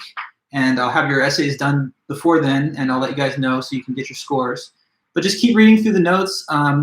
We're basically a week behind, basically. So like whatever would have been scheduled in the original syllabus for this current week is the thing that gets talked about next week. So I believe next it's the metaphysics of time. So you got to read for next class Einstein, Ted Sider, and David Lewis. So we're going to talk about work of Albert Einstein and theory of relativity, time travel, all kinds of crazy stuff next week. It was a lot of fun. But I guess it's getting late. Nice to not have to commute home, even though it's sad that we're dealing with this big crisis. So I'm just going to eat some dinner. Hopefully you guys are doing really well and can have a good night yourself. Hopefully your other classes are going smooth. But yeah, take care, everyone. Any other questions? Or if not, I think we've gone full time and we're all good to go. Thanks for hanging in there. I know it's hard. A 3-hour live stream is not necessarily always the easiest. Oh yeah, no, it's not for attendance. It's just to be nice. I'm not keeping attendance. What's the point? There's no one's anywhere anymore, so it's fine. You guys, I'm not gonna make any records having to do with people what they attend. But I like seeing you guys here. I like more attendance just because just as a human being, it's fun. So anyways, thank you guys again, and definitely going to have a good week, and I'll see you guys back next Thursday. Okay? Bye-bye.